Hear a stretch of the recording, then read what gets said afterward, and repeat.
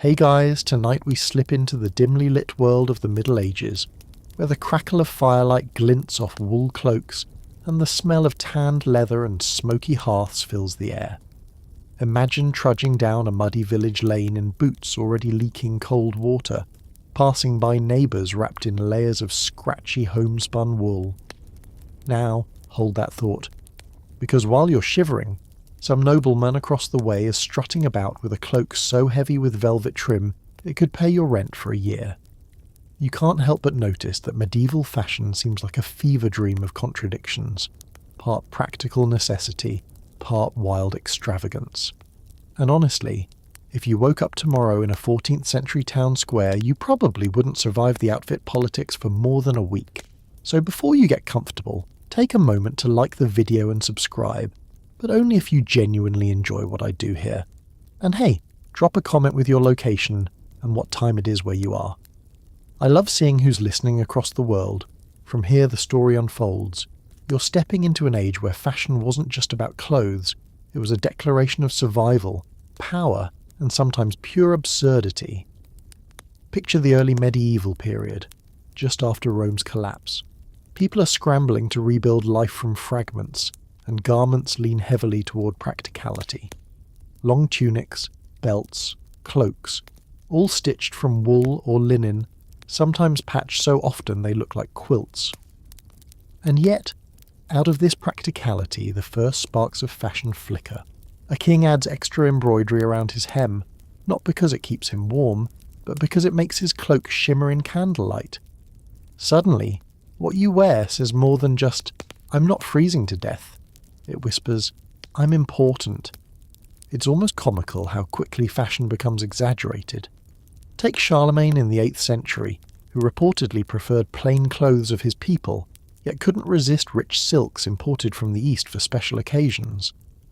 By the 11th century, things are shifting.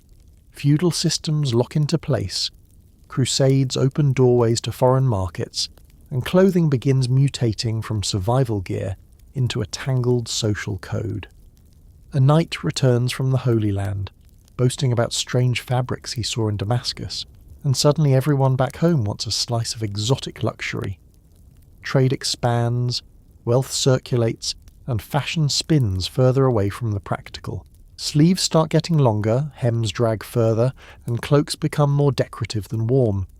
Honestly, it's like medieval Instagram, each noble desperate to flex, even if their outfit makes daily life inconvenient. Now imagine you're a common villager in this same era. You own maybe 2 outfits total. They're brown, grey or beige because dyes are expensive, and washing clothes involves beating them against rocks in icy water. You've got a wool tunic, maybe patched leggings, and a cloak if you're lucky. Meanwhile, your local lord is strutting about in fur-lined garments dyed a deep crimson that screams expense. Here's the kicker. Medieval dyeing wasn't just about colour. Some shades literally smelled horrible. The famous Tyrian purple was made from crushed sea snails and the stench clung to the fabric. Scholars still debate whether nobles wore it because it looked impressive, or because the awful odour conveniently kept peasants at a distance. It's in this strange contrast that the seeds of bizarre medieval fashion take root. The elite wanted to stand out, to be untouchably different. Clothes were exaggerated, longer, brighter, more impractical, not because it made sense, but because it screamed status. You might wear sleeves so long you needed a servant just to keep them out of the mud. That's not useful, that's theatrical. And yet, that was the point. When you live in a world where most people barely scrape by, exaggeration becomes power. One of the earliest weird trends to surface was the pointed shoe, though we'll explore its peak later. Even in the 12th century, shoes start lengthening, as if nobles had some sort of competition to see who could trip first on their own footwear. Think of it like today's high heels. Elegant, status-laden, but wildly impractical for farming turnips or walking cobblestones. At least with heels, you gain a little height. With poulaines, you just stub your toes 10 times more often. Let's not forget the church's role. Priests and monks couldn't resist commenting on fashion, warning people against vanity. Chroniclers often scolded women for daring to wear tighter gowns or men for padding their shoulders to look more knightly. But as usual, what's forbidden becomes fashionable. By the late 12th century, young men are strapping on tunics cut scandalously short, think mid-thigh, while women experiment with veils that trail longer than their dresses. If Instagram influencers had existed, medieval clerics would have had daily meltdowns. There's also the strange case of heraldry sneaking into clothes. Shields bore coats of arms, but soon nobles stitched their family colours onto garments. What began as battlefield identification transformed into party wear. You'd walk into a feast looking like your own flag. The wildest part? People genuinely believed clothing shaped your morals. Too much silk meant you were decadent, too much fur meant you were greedy, and too much embroidery meant you were vain. Of course, this didn't stop anyone from piling on the excess. If anything, the constant moral nagging made people chase stranger fashions just to prove they could. That's the Middle Ages for you. Rules exist so people can break them in creative ways. You can picture a medieval town square buzzing with this mix of survival, envy and competition. A peasant clutches a patched cloak tighter against the wind, glaring at a noble lady sweeping past in a gown so wide it blocks half the street. Her shoes are impractical, her veil is twice her height, and yet everyone stares in admiration or resentment. The bizarre spectacle of medieval fashion was born in these moments, where necessity met vanity and practicality lost. Still, there's a sense of play in it. That's the thing to remember. People weren't just showing off, they were entertaining themselves. In a world without Netflix, fashion was a public performance. Every strange hat, every absurdly long sleeve, every questionable dye choice was a chance to stand out, to spark gossip, to command attention. Even now you can imagine villagers whispering about who dared to wear a new fabric from Italy, or who padded their tunic to look more muscular. Fashion became a kind of theatre, and once the play began there was no going back. So here you are, standing at the threshold of medieval style, watching as the first hints of absurdity crawl out of the practical roots of early clothing. You've seen tunics become canvases for wealth, dyes become status symbols, and shoes grow longer than necessary. You've caught glimpses of clergy rolling their eyes and nobles ignoring them anyway.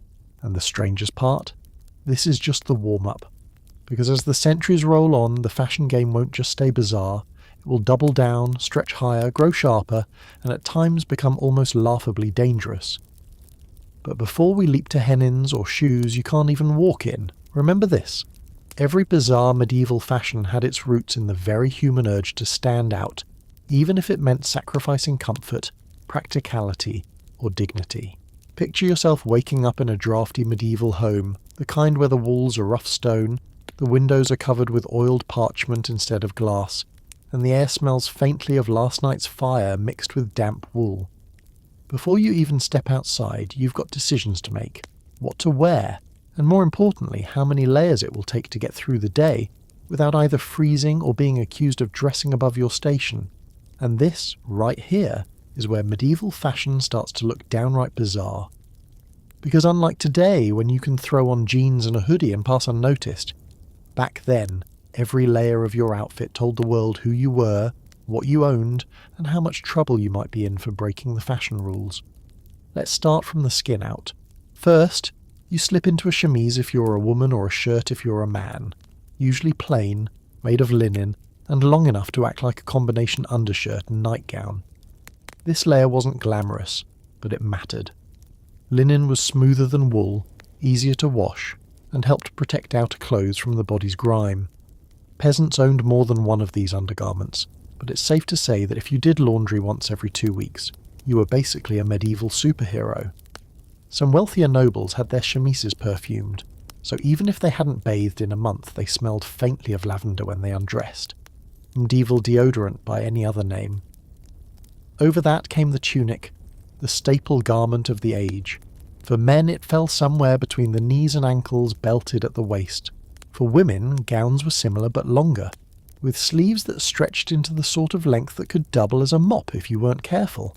And because no one liked wasting fabric, sleeves could be detachable, fastened with laces or buttons. You could literally mix and match your sleeves like accessories, a sort of medieval fashion hack. Today you might swap sneakers for heels. In the 13th century, you swapped out the blue sleeves for red ones to catch attention at market. But it didn't stop there. Cloaks and mantles came next, draped over shoulders and often pinned with a brooch. For the rich, these cloaks were lined with fur, ermine if you wanted to show off, squirrel or rabbit if you were slightly less flush. Furs weren't just warm, they were signals. Wear ermine, and you told the world you were practically untouchable. Wear lambskin, and you told the world, well, that your budget didn't stretch as far. And yes, people judged. In fact, medieval texts complain about women walking into church wearing more fur than was morally acceptable. One thing people forget is just how many garments you had to juggle. Imagine layering: chemise, tunic, surcoat, mantle, belt, hat, gloves. Each piece had its own social code. The surcoat, a kind of sleeveless garment worn over everything, was especially important for nobles. It could be slit to reveal the gown beneath, embroidered with symbols, or cut scandalously low to flaunt a figure. Some surcoats had openings so wide at the sides they were nicknamed the gates of hell. And yet, women wore them proudly, while moralists practically pulled their beards out in outrage. For men, layers created a different kind of weirdness. By the 14th century, doublets appeared, fitted jackets that hugged the torso and fastened with ties. Underneath, hose covered the legs, usually made of wool and often joined at the crotch with a rather unflattering seam. Over the doublet, a man might wear a coat hardie, another fitted garment with buttons down the front. Imagine the time it took to button all of that by candlelight. No wonder servants existed. Honestly, it makes you grateful for zippers. And then there was padding. Men wanted to look broad-chested and muscular, so tailors started padding shoulders, chests, even stomachs. Some gowns had built-in padding that made the wearer look like he had a beer belly of heroic proportions. It sounds ridiculous now, but back then, a round stomach was a sign of wealth, proof you could afford food while peasants starved. So yes, people literally stuffed themselves into clothes to look fatter. Think of it as the medieval equivalent of Instagram filters. The bizarre thing about all these layers is how impractical they could be. Imagine trudging through muddy streets with hems dragging in the muck, or trying to chop wood while your sleeves dangled dangerously close to the blade. But practicality wasn't the point. Clothes were social armour. The more layers you wore, the more impressive you looked, and the more status you projected. If peasants looked plain and functional, nobles looked like walking fabric stores, draped in excess material to prove they could afford waste. Now here's where it gets even stranger. Washing these clothes was a nightmare. Wool shrank, linen wrinkled, and dyes ran. So people rarely washed outer garments. Instead, they focused on laundering the linen underclothes that absorbed sweat and oils. Cloaks and gowns might go unwashed for months, even years. To keep them fresh, people sprinkled herbs in chests, or beat them with sticks to knock out the dirt. Imagine spending a fortune on embroidered sleeves only to clean them by smacking them against a rock. Accessories added to the layering madness. Belts weren't just functional, they were fashion statements. They cinched garments at the waist, showing off curves or muscles, and dangled with pouches, knives, and trinkets. Women might wear girdles studded with jewels. Men might hang daggers polished to a shine. Shoes were another layer, soft leather turn shoes early on, evolving into the infamous pointy poulaines. And yes, we'll get into the shoe wars later, but for now, know that even footwear was part of this elaborate layering system. And don't forget headwear. Women wrapped their hair in veils, wimples, and later hennins so tall they could scrape the rafters. Men sported hoods with liripipes, those long dangling tails that served no purpose except to look cool while flapping in the wind. Hats became as crucial as any cloak, each shape broadcasting status, occupation, or fashion sense. Lose your hat, and you weren't just cold, you were underdressed. By now you're probably sweating just imagining all these layers. But remember, medieval buildings were cold, drafty and smoky. A castle's great hall might have one roaring fire, but everyone sitting 20 feet away still shivered. Layers kept you alive, even if they made you look absurd. In summer, though, it was another story. People stripped down to the lightest linen possible, fanning themselves while still trying to maintain the dignity of fashion codes. Peasants sweated in plain shifts. Nobles sweated in embroidered shifts. Equality, medieval style. And here's the final bizarre twist. Layers weren't just physical, they were legal. Kings and councils issued sumptuary laws dictating who could wear what fabrics, what colours, even what trimmings. Imagine being fined for wearing velvet because you weren't noble enough. So as you picture yourself leaving your medieval home layered like an onion, remember this.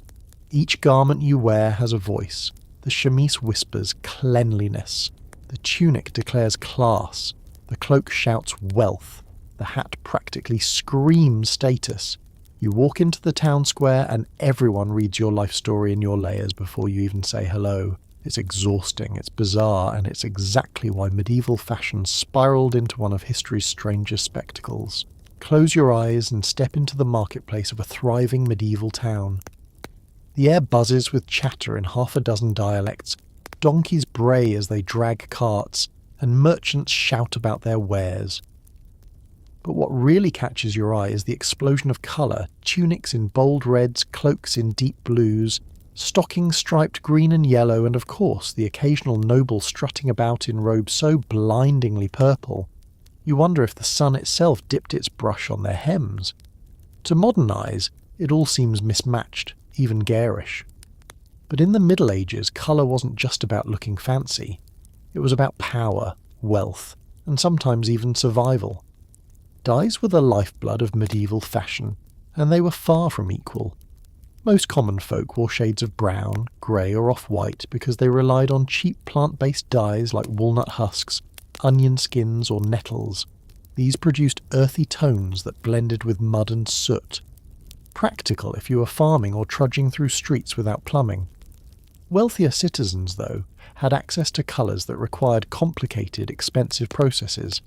For example, deep red came from madder root, or, even more prized, from crushed insects like kermes or cochineal. That's right. Some medieval elites walked around flaunting the ground-up bodies of thousands of tiny bugs just to prove they could, and you thought your dry cleaning bill was high.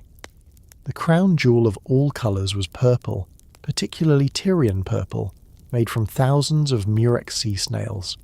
It was so expensive that by the Roman era, laws restricted it to emperors and high-ranking officials. Though Rome fell, the prestige of purple never did. By medieval times, it was still so rare that wearing it could cause whispers of scandal. Imagine showing up to church in a purple cloak.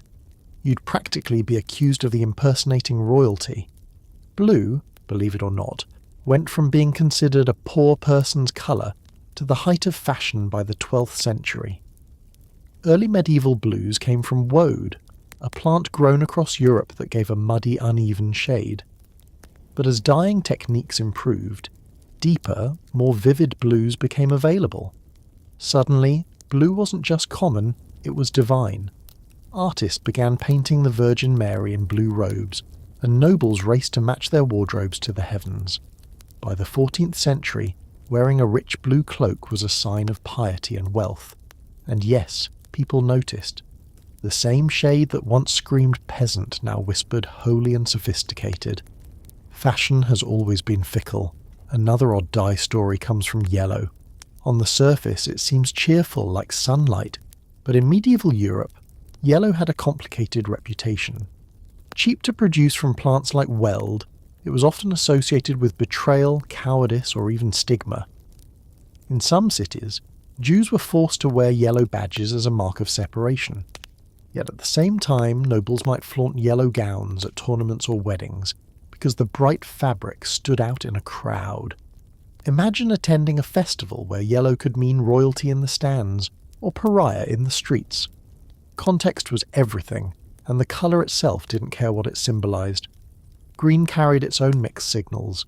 Dyes from ferns, nettles, or buckthorn berries produced vibrant greens, but the colour was notoriously unstable, fading quickly in sunlight. Still, it became popular in courtly love stories. Knights wore green to signal youth and romance. Maidens wore it in spring festivals to symbolise fertility. But green was also linked with trickery and magic. Robin Hood might be your hero, but witches were often depicted in green as well. Sumptuary laws turned this colourful game into a battlefield. Across Europe, rulers issued decrees dictating who could wear which colours and fabrics.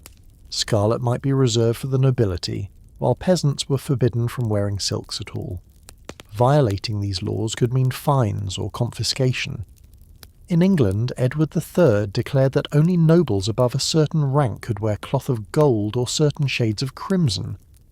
Imagine being dragged before a magistrate because your cloak looked too fancy for your tax bracket. That's like being arrested today for buying a designer handbag on clearance. It's both absurd and telling about how powerful colour was as a social marker. Of course, people found loopholes. Some wealthy merchants, barred from wearing noble colours, dyed their clothes in elaborate patterns instead, mixing cheaper dyes to create stripes or checks that skirted the rules.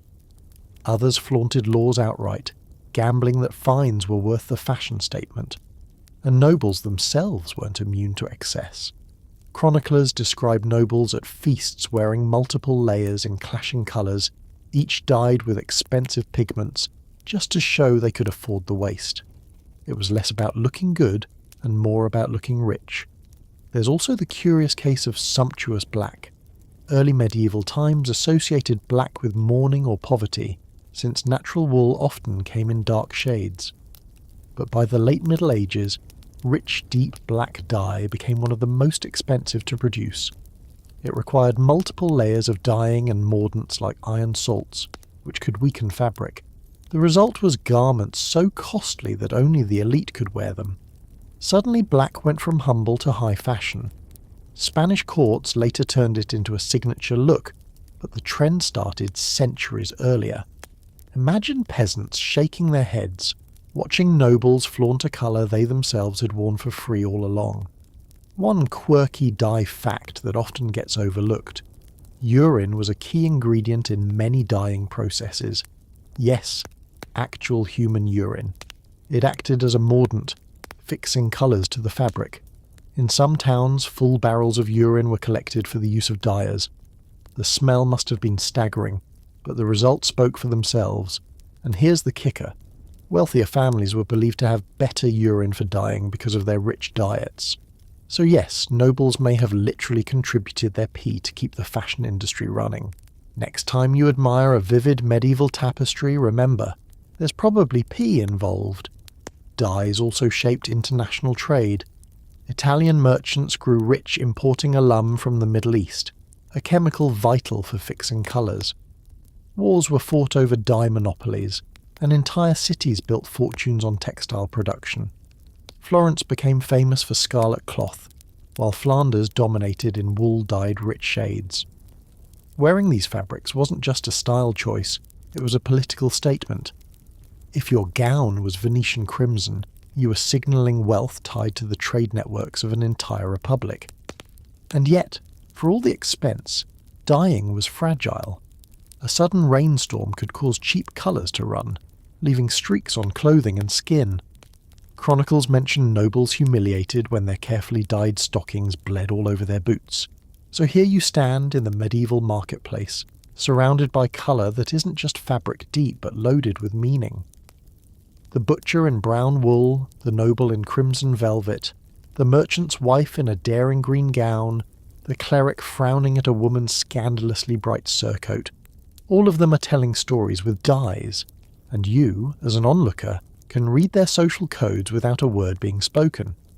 In a society where birth, wealth, and reputation dictated your life, colour became one of the clearest ways to declare your place, or to pretend to a higher one. And as you walk past stalls stacked with bolts of dyed cloth, you realise something strange. This obsession with colour, this fierce competition to wear the brightest, richest hues, wasn't just about vanity. It was about survival in the social jungle. To be plain was to be invisible. To wear the right colours was to demand respect. And sometimes to wear the wrong colour was to invite danger. No wonder medieval fashion looks bizarre to us today. It was never just about beauty. It was about the endless, exhausting game of status painted in every shade of the rainbow. Now that you've adjusted to the riot of medieval colours, let your gaze drift upward, because if the fabrics dazzled you, the headgear might actually knock you over. Hats in the Middle Ages were not simply accessories. They were architectural wonders, gravity-defying experiments, and sometimes outright comedy sketches perched on the skulls of the ambitious. You've probably seen illustrations of women in cone-shaped hennins so tall they could double as medieval radio towers, or men with floppy hoods dangling streamers of fabric down their backs. Well, those weren't exaggerations. People really did walk around like that. And if you thought pointy shoes were impractical, just wait until you try balancing a 2-foot cone on your head in a stiff wind. Let's start with a hennin, because nothing screams bizarre medieval fashion like a hat shaped like a traffic cone. Popular in the 15th century, these towering headpieces were often draped with gauzy veils that fluttered dramatically in the breeze. The taller the hennin, the higher your status, or at least that's what people believed. A duchess might wear a hennin so tall it nearly brushed the ceiling beams of her hall, while a merchant's wife had to settle for something shorter. The style became so extreme that one chronicler complained he could no longer see the altar during Mass because women's hats blocked the view. For men, the go-to hat of eccentricity was the liripipe. Picture a snug hood with a long, dangling tail of fabric, sometimes so exaggerated that it dragged behind the wearer like a limp scarf. The liripipe started as a practical feature. You could wrap it around your neck for warmth. But predictably, fashion got involved, and soon the tails were absurdly long, sometimes reaching the ground. Young men strutted through towns with liripipes trailing like medieval emo bangs, flicking them dramatically as if every gust of wind was a fashion photoshoot. Some even tied the tails into knots or wrapped them around their heads like fabric halos. Scholars still debate whether the length of the liripipe was meant to show wealth, more fabric equals more money, or just adolescent swagger. But either way, the longer the tail, the cooler you thought you were. Until, of course, someone stepped on it. Headgear wasn't just about cones and tails, though. Let's talk about the chaperone, a kind of inside-out hood that became wildly popular in the 14th century. Originally a practical hood with a short cape, people started flipping them upside down so that the face opening became a decorative collar, and the cape became a jaunty drape over the shoulder. It looked like your hoodie had gotten drunk and decided to reinvent itself, but people loved it. Nobles embroidered their chaperones, merchants dyed them in bright colours, and kings wore them lined with fur. There's even evidence of judges wearing chaperons in court, which meant serious legal business was conducted, while someone looked like they were wearing their hoodie wrong. And women weren't content with just hennins. They experimented with wimples, barbets, and crespines, head coverings that sometimes made them look like they had tiny bird cages on their skulls. The wimple, which wrapped around the chin and neck, was originally a modest, almost nun-like garment. But fashion twisted it into elegance, with fine linen pleated and starched so stiffly it could have served as armour. The barbette, a chin strap of cloth, looked suspiciously like a bandage but was worn proudly with veils pinned over it. And crespines. These were hairnets made of gold wire, often studded with pearls. Imagine catching your elaborate gold hairnet on a low-hanging branch while walking to church. That's a level of inconvenience only wealth could justify. Some hennins weren't just tall, they were double. Yes, women wore 2 cones side by side, forming shapes that looked eerily like horns. Some chroniclers compared them to crescent moons, others to devil horns, and of course, moralists cried blasphemy. Historians still argue whether these horned hennins were meant to mimic celestial symbols, or simply to scandalise conservative neighbours. But either way, they became infamous. You can imagine villagers muttering as a lady strutted past. Ah yes, there goes Lady Catherine with her portable cathedral roof. Men's headgear had its own quirks too. Take the bicocket nicknamed the Robin Hood hat. It had a wide brim that turned up in the back and pointed down in the front, often decorated with feathers. Practical for keeping the sun out of your eyes, sure, but nobles turned it into an extravagant showpiece. A single feather wasn't enough. They wanted whole plumes sticking out like a peacock's tail. Knights wore jewelled brooches on the brim, and some even had hats made entirely of velvet. Picture a battlefield where one knight is squinting in the sun while another preens under a feather boa attached to his helmet. And speaking of helmets, armour didn't stop warriors from showing off their headgear style. Tournament helmets were decorated with crests shaped like animals, birds, or even entire miniature castles. Imagine jousting against a man whose helmet sprouted wooden antlers taller than his lance. Did it make sense? Not really. Did it look impressive? Absolutely. Fashion seeped into warfare, and knights were as eager as courtiers to turn heads, sometimes literally. Now, why all this obsession with headgear? Part of it was practical. A good hood kept you warm in drafty castles and icy fields, but most of it was symbolic. The head is the highest part of the body, closest to heaven, and what you put on it mattered. Crowns, obviously, were the ultimate headgear, but everyday hats carried their own hierarchies. A peasant's cap was plain and functional. A merchant's hat showed he had money. A noble's hennin screamed extravagance. Headgear became a quick shorthand for class and ambition. But let's be honest, it also became a running joke. Some chroniclers describe women's hennins so wide they had to turn sideways to enter a doorway. Others mock men for letting liripipes dangle into their soup bowls at feasts. You can imagine the laughter when someone's hat caught fire from a candle, which apparently happened more than once. In fact, one quirky story tells of a woman whose hennin veil brushed against a torch and went up in flames during a banquet. Servants rushed to smother her with tablecloths, and the incident became local gossip for years. Fashion risked not just embarrassment, but sometimes literal combustion. The church, of course, had plenty to say. Priests thundered against women who wore hennins, higher than their humility, claiming it was a sin of pride. Some sermons compared them to the Tower of Babel, as if tall hats might provoke divine wrath. Historians still argue whether these critiques actually curbed fashion or just fueled it further, but the evidence leans toward the latter. Because honestly, if you tell a wealthy duchess she can't wear a cone hat, she's probably going to order two. Even rural folk played with headgear, though on a humbler scale. Shepherds wore felt caps, farmers tied kerchiefs, and children sported simple hoods. But even here, fashion seeped in. A farmer might dye his cap a brighter colour if he wanted to show off at a festival. A bride might wear a floral crown at her wedding, echoing the hennins of the nobility in a simpler, more natural form. The bizarre filtered downward, in miniature, until even peasants found ways to join the spectacle. So as you stand in a medieval street, craning your neck to take in the skyline of hats towering above you, you realise that headgear wasn't just about covering hair. It was about turning your head into a billboard. Whether you were a noble flaunting a hennin that scraped the heavens, a young man twirling his liripipe like a fashion lasso, or a knight riding into battle with antlers bolted to his helmet, your hat was your identity. And sure, it looks bizarre to us now, but back then it was deadly serious. Until it flopped into your soup bowl, of course. Take a slow walk with me down a cobblestone medieval street, where chickens scatter underfoot, and market stalls brim with salted fish, onions, and questionable meat pies. You glance down, and the first thing you notice, beyond the smell, is that nearly everyone's shoes look odd. Not just worn or muddy, but oddly long, pointy, and downright impractical. Some of them curl upward like something out of a fairy tale. Others stretch so far past the toes you wonder how anyone can run for their life in an emergency.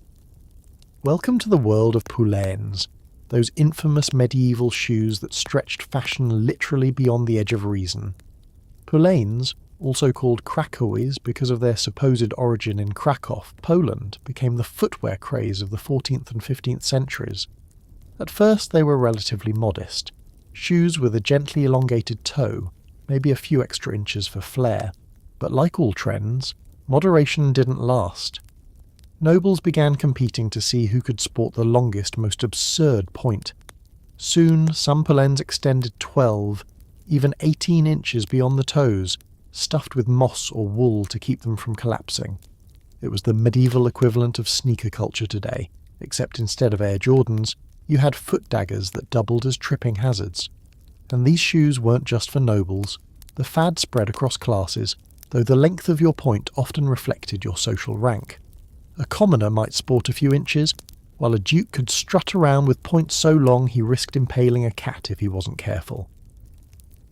There are even accounts of royal decrees regulating toe length. In some places, knights and nobles were allowed absurdly long points, while priests and commoners were restricted to shorter ones. Historians still argue whether these laws were ever enforced, but the mere fact they existed shows how seriously people took their foot fashion. Of course, the jokes practically wrote themselves. Chroniclers mocked men for wearing shoes longer than their wits. Satirical poems compared them to devil's claws. One cleric grumbled that poulaines were designed so men couldn't kneel properly in church without sticking their toes into the backs of the pews. Picture a congregation full of men kneeling awkwardly, their long points crisscrossing like swords. It's both absurd and weirdly cinematic. And then there's the practicality problem. Imagine walking through medieval mud, which was already ankle-deep in some towns, with shoes that extended more than a foot past your actual toes. Every step risked bending or snapping the points. That's why many poulaines were reinforced with whalebone or metal wire to keep them rigid. Yes, nobles were essentially wearing toe armour just to keep their shoes intact. Others tied the points to their shins with laces so they wouldn't flop around. Think of it as medieval shoelaces, but on the wrong part of the leg. Some people believed poulaines were a form of moral corruption, that the longer your shoes, the more sinful your soul. Priests railed against them in sermons, warning that vanity had literally stretched into absurdity. In 1368, the Bishop of London declared that poulaines were the devil's snare, designed to trip men into damnation. Did that stop the trend? Absolutely not. If anything, it probably encouraged young nobles to flaunt their devilish toes even more. Historians still debate whether moral panic genuinely influenced fashion, but it seems likely that condemnation only added to the allure. For women, the poulaine fad took on slightly different forms. Female shoes rarely reached the exaggerated lengths of men's, but noble women often paired their pointed shoes with trailing gowns that swept the ground. The combination was spectacular to look at, but a nightmare to walk in. You can imagine a lady of the court gliding gracefully across a polished hall, only to trip over her own shoes and vanish into a heap of brocade. Servants must have spent half their lives untangling nobles from their own fashion choices. But the bizarre doesn't stop there. Poulaine-inspired accessories. Wealthy owners sometimes had their shoes embroidered with gold thread, encrusted with jewels, or dyed in vibrant colours to match their outfits. One pair found in archaeological digs even had spurs attached, blending footwear with riding gear in a way that makes you wonder how anyone survived mounting a horse. Did fashion trump safety? Always. The absurdity reached such heights that eventually rulers had to step in. In France, Charles V outlawed poulaines longer than 6 inches for commoners. In England, Edward IV issued a proclamation in 1463 banning excessively long points altogether, complaining that they wasted leather and endangered morals. But much like modern bans on ripped jeans in schools, people found ways around the rules. Some secretly wore longer poulaines indoors at court while switching to shorter shoes for public appearances. Others flaunted them openly, gambling that fines were worth the prestige. And yet, despite their impracticality, poulaines served a very real social function. They were the ultimate status symbol. A man in long shoes couldn't possibly be working in the fields or carrying firewood. His footwear announced, "I'm rich enough to walk slowly, stumble often, and waste good leather just for the sake of showing off." In a world where most people's shoes barely lasted a year, that kind of extravagance screamed power. Of course, the lower classes mocked it. One 15th century poem ridiculed nobles for snouted shoes that poke like swine, while peasants continued wearing sturdy ankle boots suited for actual labour. Imagine a farmer watching a noble wobble through mud on stilts of leather, shaking his head and muttering, "That's not fashion, that's foolishness." Yet secretly some peasants must have envied the sheer flamboyance, because let's face it, part of the human condition is wanting to look ridiculous if it makes you feel important. Another bizarre shoe trend that overlapped with poulaines was the pattens. Wooden overshoes strapped on to protect finer footwear from mud and muck. These raised you a few inches off the ground, like primitive platform sandals. Pair patterns with poulaines, and you had medieval stilt walkers clomping noisily down streets. Chronicles even note that the clatter of pattens in churches grew so distracting that priests banned them inside. Imagine the medieval equivalent of someone's squeaky sneakers interrupting a solemn service. Shoes weren't just about length, though. In some places, pointed shoes became curled shoes. The toes were turned up and stitched to stay in place, creating loops or spirals. Some were so elaborate they resembled ram's horns. Historians still argue whether this style was meant to be practical, to keep toes from dragging, or purely decorative, but given the medieval love of excess, my money's on decoration.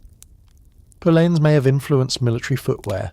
Some sabatons, the metal shoes worn with armour, were forged into long pointed shapes mimicking fashionable shoes, which means knights went into battle with steel toes stretched a foot beyond their actual feet. Was it practical? Not really. Did it look intimidating? Absolutely. Picture charging at an enemy who's distracted not by your sword but by your absurdly long iron clown shoes. Eventually, like all extreme fashions, poulaines fell out of favour. By the late 15th century, taste shifted toward round-toed shoes, possibly out of sheer exhaustion. People wanted something they could actually walk in without tripping, but for a glorious century or so, Europe collectively decided that the best way to demonstrate wealth was to strap leather swords to their feet. And honestly, you have to admire the commitment. So here you are, standing in the muddy street trying not to laugh as a nobleman minces past with poulaines, so long they flap against his ankles. Children giggle, clerics frown, peasants roll their eyes, and yet the noble beams with pride. Because in the end, fashion isn't supposed to make sense, it's supposed to make a statement. And nothing made a louder, stranger statement in the Middle Ages than shoes too long to walk in. You've already trudged through mud in absurd shoes and craned your neck at gravity-defying hats, but now it's time to step onto the battlefield, or, more accurately, onto the runway disguised as a battlefield. Because in the Middle Ages, armour wasn't just about survival. It was about spectacle, about flexing your wealth and power, and sometimes about showing off so outrageously that you'd wonder whether knights were really soldiers or medieval influencers staging content for the next big tournament. Think of a suit of armour. Chances are you picture shining steel plates polished so brightly they mirror the sky. But the truth is, armour came in more variations than you'd expect. Early medieval warriors wore mail, those interlocking rings we call chainmail, which covered the body like a metallic sweater. It was effective, yes, but also heavy and time-consuming to make. And while practical, mail quickly became an opportunity for decoration. Nobles had their mail gilded with gold, their coifs, hoods, patterned with silver rings, or their surcoats embroidered with elaborate designs layered over the armour. Because why settle for being protected when you could sparkle while you stabbed? By the 14th and 15th centuries, plate armour emerged, and with it, the full transformation of war gear into fashion statements.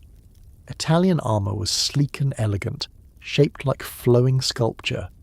German Gothic armour featured sharp ridges, fluted lines and intimidating spikes, as if the knight were a walking cathedral. These styles weren't just regional quirks, they were fashion choices. A nobleman might commission armour from Milan not because it was better at stopping arrows, but because it was the Milanese look, just like someone today insisting on a Parisian designer suit. Historians still argue whether some of these stylistic differences offered real functional benefits or were purely aesthetic, but either way, knights strutted in their armour like peacocks, and tournaments were the ultimate catwalk. Imagine a festival ground buzzing with vendors, musicians and spectators. Knights ride in on horses draped in embroidered caparisons, basically horse costumes, bearing their coats of arms. Their armour glitters, polished to blinding perfection. Plumes sprout from helmets in colours as bright as the rainbow, red for courage, white for purity, black for intimidation. Some plumes were so extravagant they wobbled with every trot like feathered bobbleheads. When the joust began, everyone knew the real competition wasn't just about knocking opponents off their horses, it was about who looked the most magnificent while doing it. Some knights had their armour etched or engraved with entire scenes, biblical verses, family mottos, or even floral patterns. One famous set of German armour was decorated with so many fluted lines it looked like a seashell. Another had gold-inlaid vines running up the legs, making the knight look like a walking garden trellis. Imagine the hours a blacksmith spent chiselling those designs. Also, the owner could ride into battle like a human Fabergé egg. It gets stranger. Fashion even influenced armour shapes. In the late 15th century, men's clothing favoured exaggerated padded codpieces. Yes, those. And armour followed suit, literally.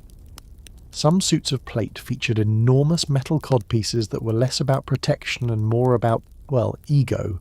There's still debate among historians over how functional these were.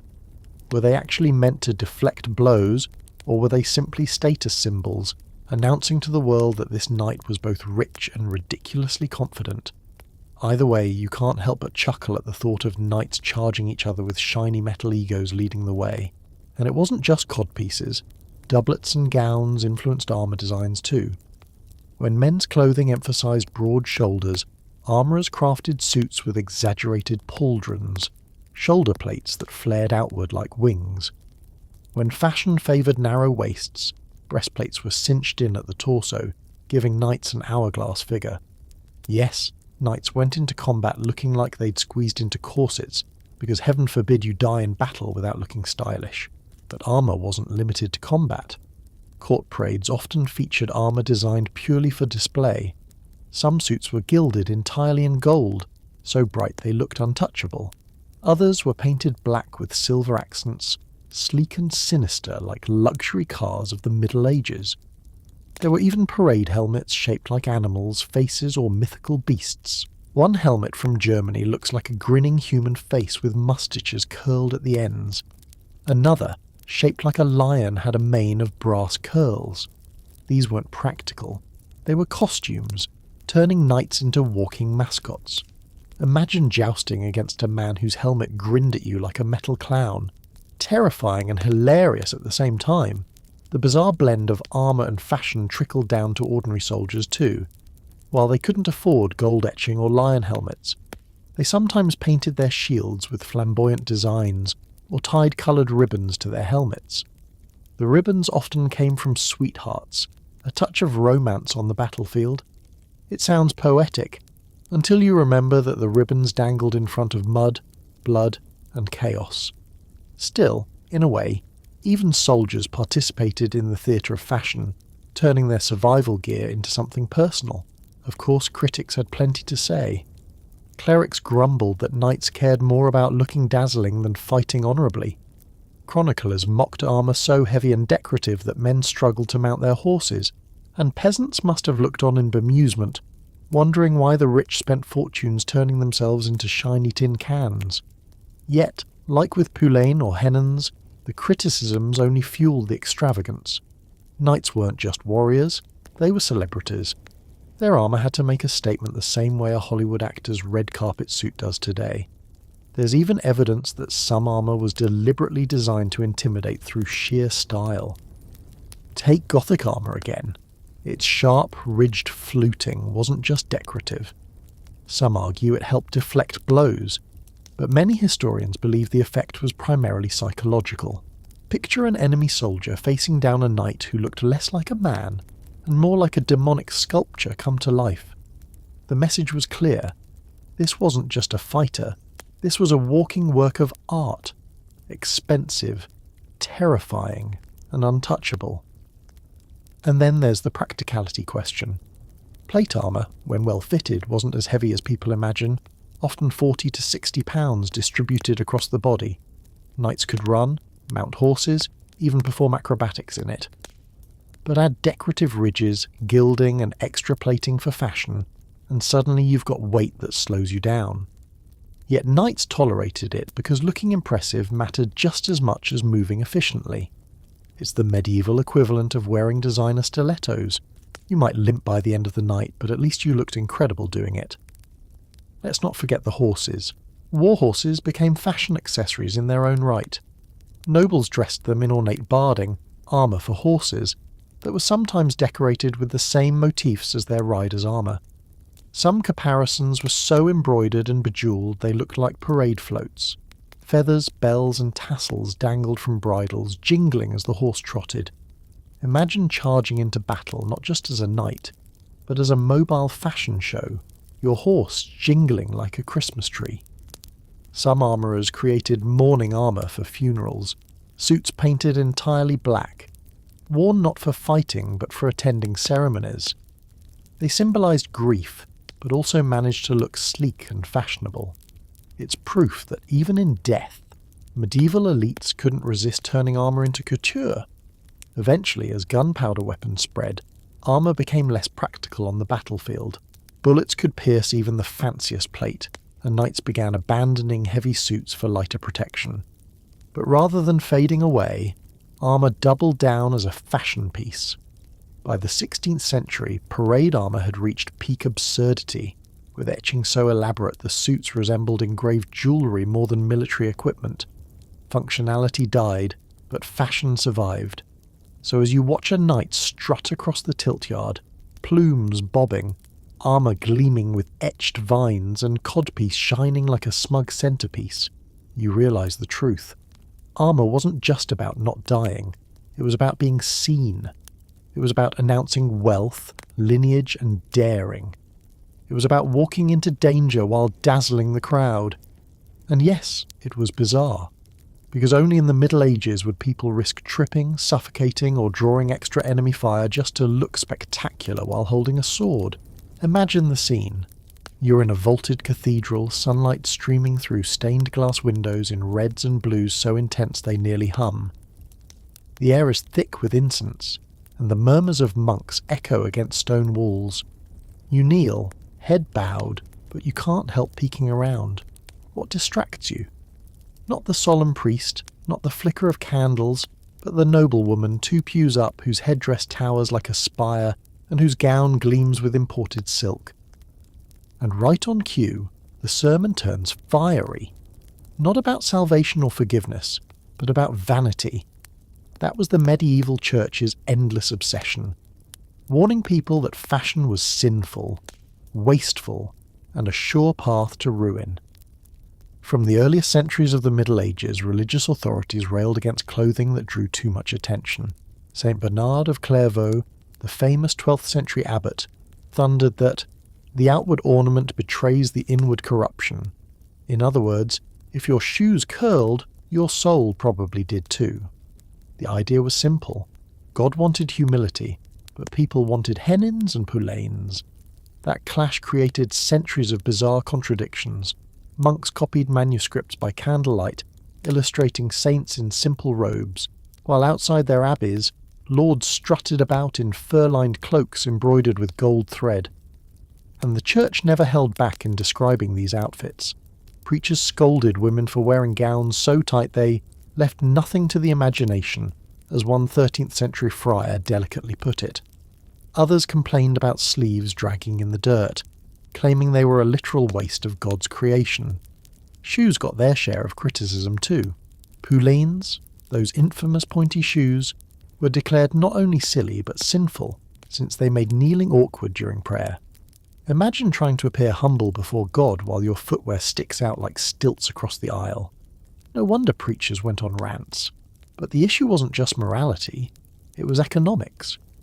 Church leaders argued that wasting fortunes on clothes drained resources from charity and piety. In sermons, bishops painted pictures of peasants starving while nobles paraded in gowns worth entire villages. Historians still argue whether this was exaggerated rhetoric or a fair point, but either way the contrast was glaring. To walk into mass wearing ermine fur was, to clerics, a statement that you cared more about showing off than saving your soul. Still, the church faced an impossible task. People loved their clothes. Even clerics weren't immune. Records survive of abbots who secretly ordered silks, or bishops whose vestments glittered with jewels. The irony wasn't lost on ordinary folk.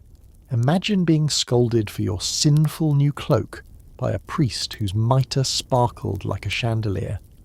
The wimple, a modest head covering for women, was originally praised by the church as suitably humble, but once noblewomen began starching them into stiff architectural folds, preachers complained that the very symbol of humility had been twisted into vanity. You can almost hear the frustration. We asked for modesty, and you turned it into origami. The hennin, those cone-shaped hats, triggered even more outrage. Priests compared them to the Tower of Babel, claiming women's soaring headgear symbolized humanity's arrogance in trying to reach heaven. Some sermons insisted the devil himself perched on the tips of hennins, whispering temptations into noblewomen's ears. Did women stop wearing them? Absolutely not. In fact, hennins only grew taller, perhaps as a cheeky way of defying moralists. Historians still debate whether fashionistas wore them to rebel consciously or simply to follow trends, but it's hard not to imagine a smirk behind every veil. Men weren't safe from criticism either. Padded doublets that emphasised broad shoulders and bulging stomachs drew accusations of pride. Codpieces, those padded flaps that guarded and exaggerated the male groin, were condemned as obscene. Preachers warned that they inflamed lust in women, though one suspects the women were more likely laughing behind their fans. There's even a record of one preacher who claimed codpieces were the devil's purse, carrying temptation in plain sight. But here's the twist. While the church condemned excess, it also used fashion for its own ends. Clerical vestments were some of the most ornate garments of the Middle Ages. Bishops wore robes embroidered with gold thread, mitres encrusted with jewels, and rings that glittered in candlelight. Even the humblest parish church might display a chalice draped in embroidered silk. These weren't accidents. The church argued that such splendour honoured God. Still, the hypocrisy was hard to ignore. Priests blasted nobles for wasting money on brocades while walking the aisles in brocades themselves. Historians still argue whether the church's condemnations were genuinely about morality or thinly veiled attempts to control wealth and display. After all, if nobles spent too much on clothes, they might spend less on donations to monasteries. By branding fashion as sinful, the church kept power in its own hands, at least in theory. Yet fashion was resilient. People didn't stop dressing extravagantly. They just found new ways to justify it. A noblewoman might argue that her embroidered gown showed gratitude for God's blessings. A knight might claim that his gilded armour honoured St. Michael. In other words, the faithful found loopholes, and the pulpit never really won. Sometimes, though, the battle between fashion and faith got physical. There are records of church officials literally cutting off women's scandalous veils during services, or fining men for wearing outlawed shoes. In England, one archbishop thundered so hard against extravagant clothing that local officials staged raids at feasts, confiscating garments they deemed too fancy. Of course, nobles simply bought replacements. Fashion, like sin, always found a way back. There's also the curious question of hair. The church often condemned women for showing their hair in public, calling it a lure to lust, so women covered it with veils or hennins, only for priests to then condemn the veils as too extravagant. It was a no-win game. Too much hair was sinful, but so was too much cloth.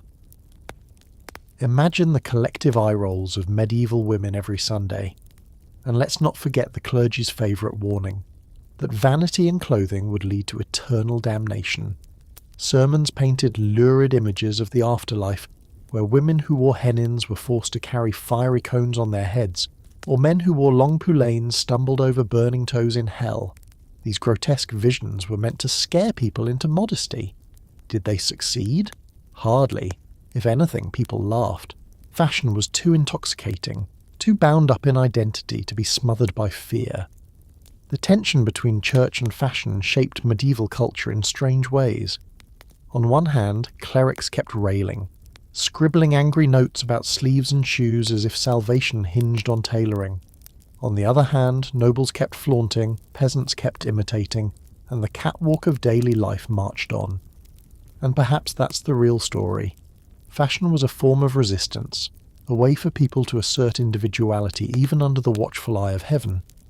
So as you sit in that candlelit cathedral, incense thick in the air, you hear the priest thundering about vanity, while a lady shifts in her fur-lined cloak and a knight adjusts his feathered cap.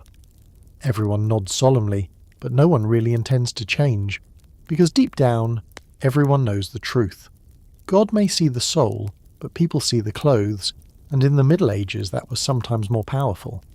Step into the echoing hall of a medieval council chamber. Torches flicker against wooden beams, clerks shuffle parchments, and nobles in fur-trimmed cloaks sit at long tables, grumbling not about taxes or wars, but about, believe it or not, fashion. Because yes, kings, queens, and city councils spent astonishing amounts of time worrying about who wore what. It might sound ridiculous, but in a world where clothes shouted louder than words, fashion policing was a political necessity. Or at least, that's what rulers claimed. Let's start with the infamous sumptuary laws. These were regulations designed to keep people in their place, literally stitched into their wardrobes.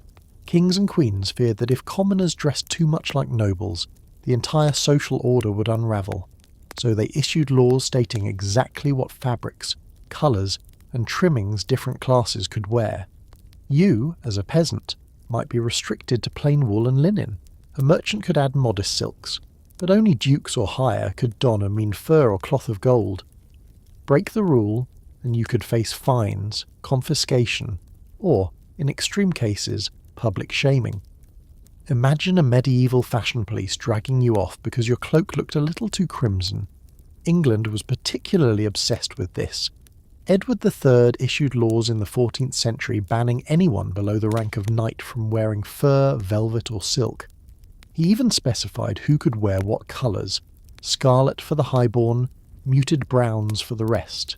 One decree went so far as to regulate how much a person could spend annually on clothing, tying it to their income. Historians still argue whether these laws were actually enforceable. How do you stop a wealthy merchant's wife from sneaking into the market for silk?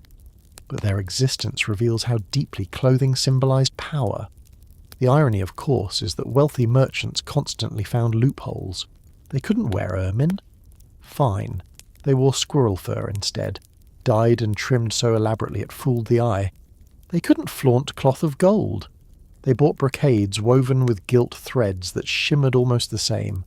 Fashion policing became a game of cat and mouse, with rulers trying to draw lines and clever townsfolk tiptoeing right over them. You can almost picture a noble fuming at a feast. That merchant's wife looks as grand as I do, and scribes rushing to draft yet another proclamation. Cities got in on the act too.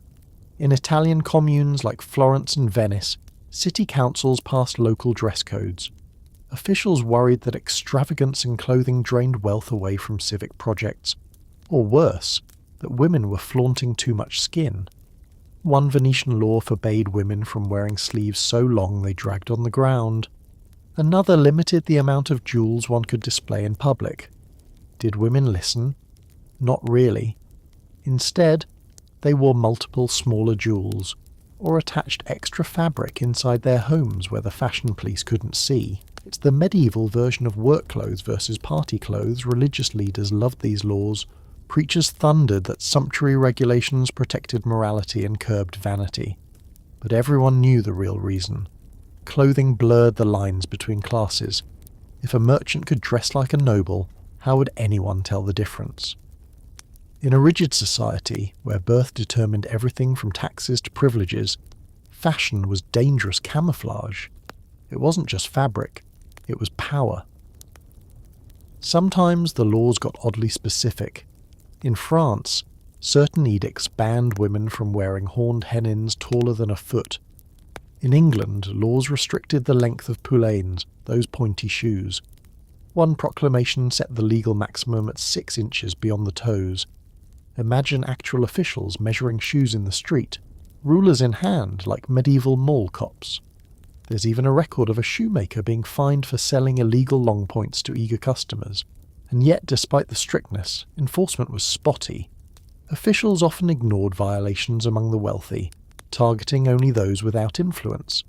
A peasant caught in forbidden silk might lose his garment, while a noble flaunting the same fabric faced no punishment. Historians still argue whether sumptuary laws were genuine attempts at control, or simply symbolic gestures. Performances of authority meant to remind everyone of their place, even if no one followed them strictly. Royal courts, meanwhile, acted as fashion police by example. Queens set trends, kings issued proclamations, and courtiers scrambled to keep up. When Queen Isabella of France popularised elaborate veils, women across Europe copied her style, prompting complaints that even millers' daughters looked like princesses. Kings weren't exempt either.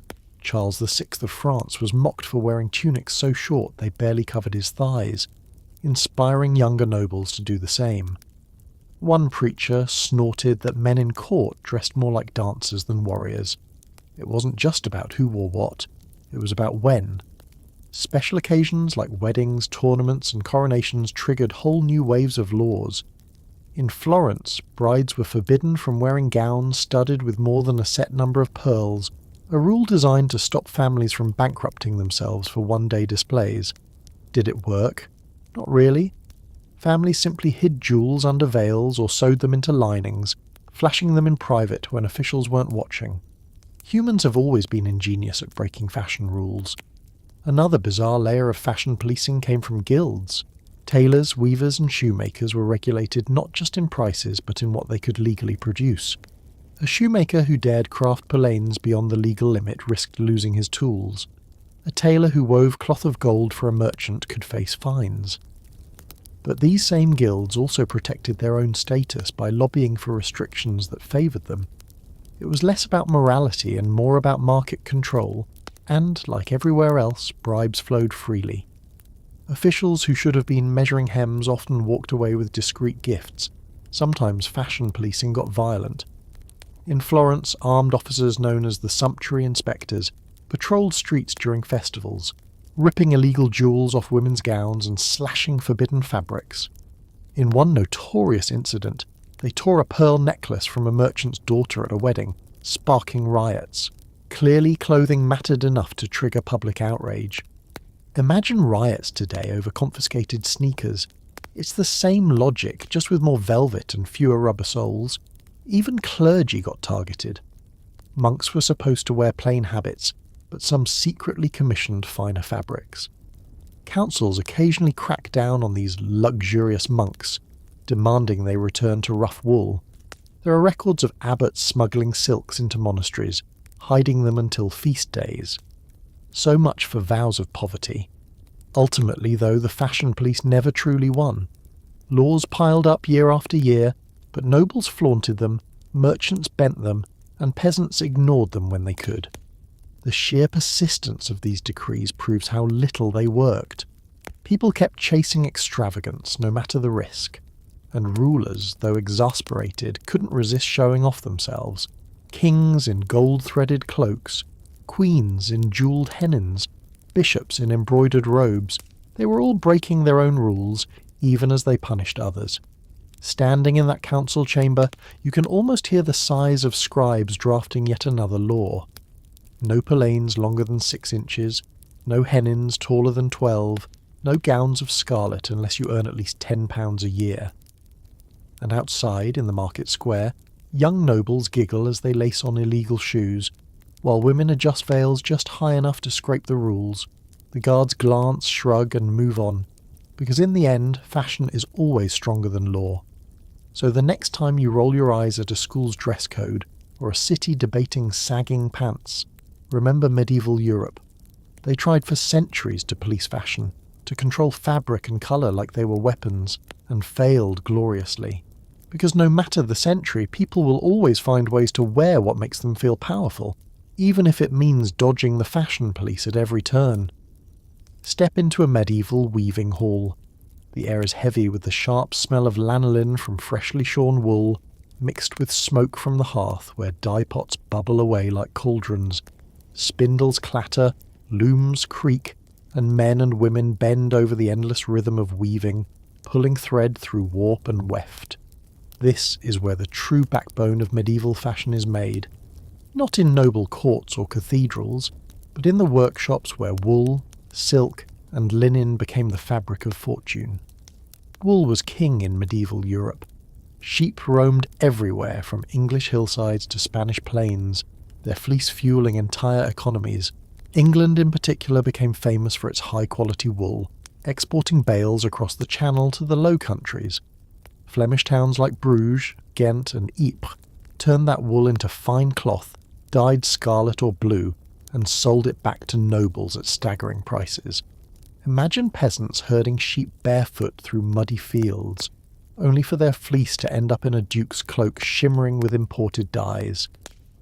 That's medieval fashion, the labour of the poor wrapped around the shoulders of the powerful. But linen held its own too. Flax plants, grown in fields that swayed pale blue in summer, were soaked, beaten and spun into thread. Linen was prized for undergarments, smooth against the skin and easier to launder than wool. It became the invisible layer of fashion, the unsung hero absorbing sweat and grime beneath ornate gowns. A well-made linen chemise or shirt was as valuable to comfort as any jewel, and yet linen also signalled class. The poor wore coarse, scratchy versions, while the rich flaunted linen so fine it was nearly transparent. Historians still argue whether these sheer linens were meant to be seductive or simply luxurious, but either way they reveal how even underwear became a status symbol. Silk, though, that was the crown jewel. Imported along trade routes that stretched from China through the Middle East and into Europe, silk was as exotic as it was expensive. Italian cities like Lucca and Venice became hubs for silk weaving, their artisans producing brocades so rich they seemed alive in candlelight. A single gown of silk could cost more than a knight's horse. And that's not an exaggeration. Records show noble families bankrupting themselves for a chance to flaunt the shimmering fabric at court. Many Europeans believed silk grew on trees, since the true secret of silkworms was closely guarded in China for centuries. Imagine picturing an orchard full of silk blossoms fluttering in the breeze. It's the kind of fantasy only ignorance could spin. Then there was fur, not just for warmth, but for hierarchy. Ermine, with its pristine white coat and black-tipped tail, became the ultimate luxury, reserved for kings and high-ranking nobles. Squirrel fur, known as vair, was more accessible but still costly, often sewn into elaborate patterns alternating grey and white. Rabbit, lamb and even cat fur lined cloaks for the less wealthy. The symbolism was blunt. The rarer the animal, the higher the rank. Ermine meant untouchable status, while rabbit meant you were comfortable but not extraordinary. And yes, clerics complained about it endlessly, warning that furs whispered of vanity and greed. But nobles weren't about to give up the warmth, or the prestige. Colours added another layer to the fabric of fortune. We already traced the dizzying world of dyes, but here they intersect with trade. Alum, the chemical needed to fix colours, came primarily from mines in Asia Minor and later Italy. Whoever controlled a loom trade controlled the fashion industry. Wars were fought not over gold, but over dye fixatives.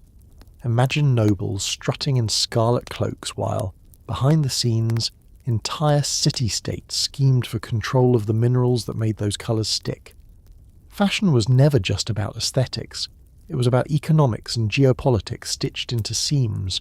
And then there's the issue of waste. Nobles loved to flaunt excess fabric, wearing gowns that trailed on the ground for yards. That fabric had to come from somewhere. Fields of flax, herds of sheep, caravans of silkworm cocoons. Chroniclers sometimes complained that whole regions' resources were devoured just to clothe a handful of lords and ladies. Historians still debate whether this was exaggerated moralizing or an accurate reflection of inequality. But the truth probably lies somewhere in between.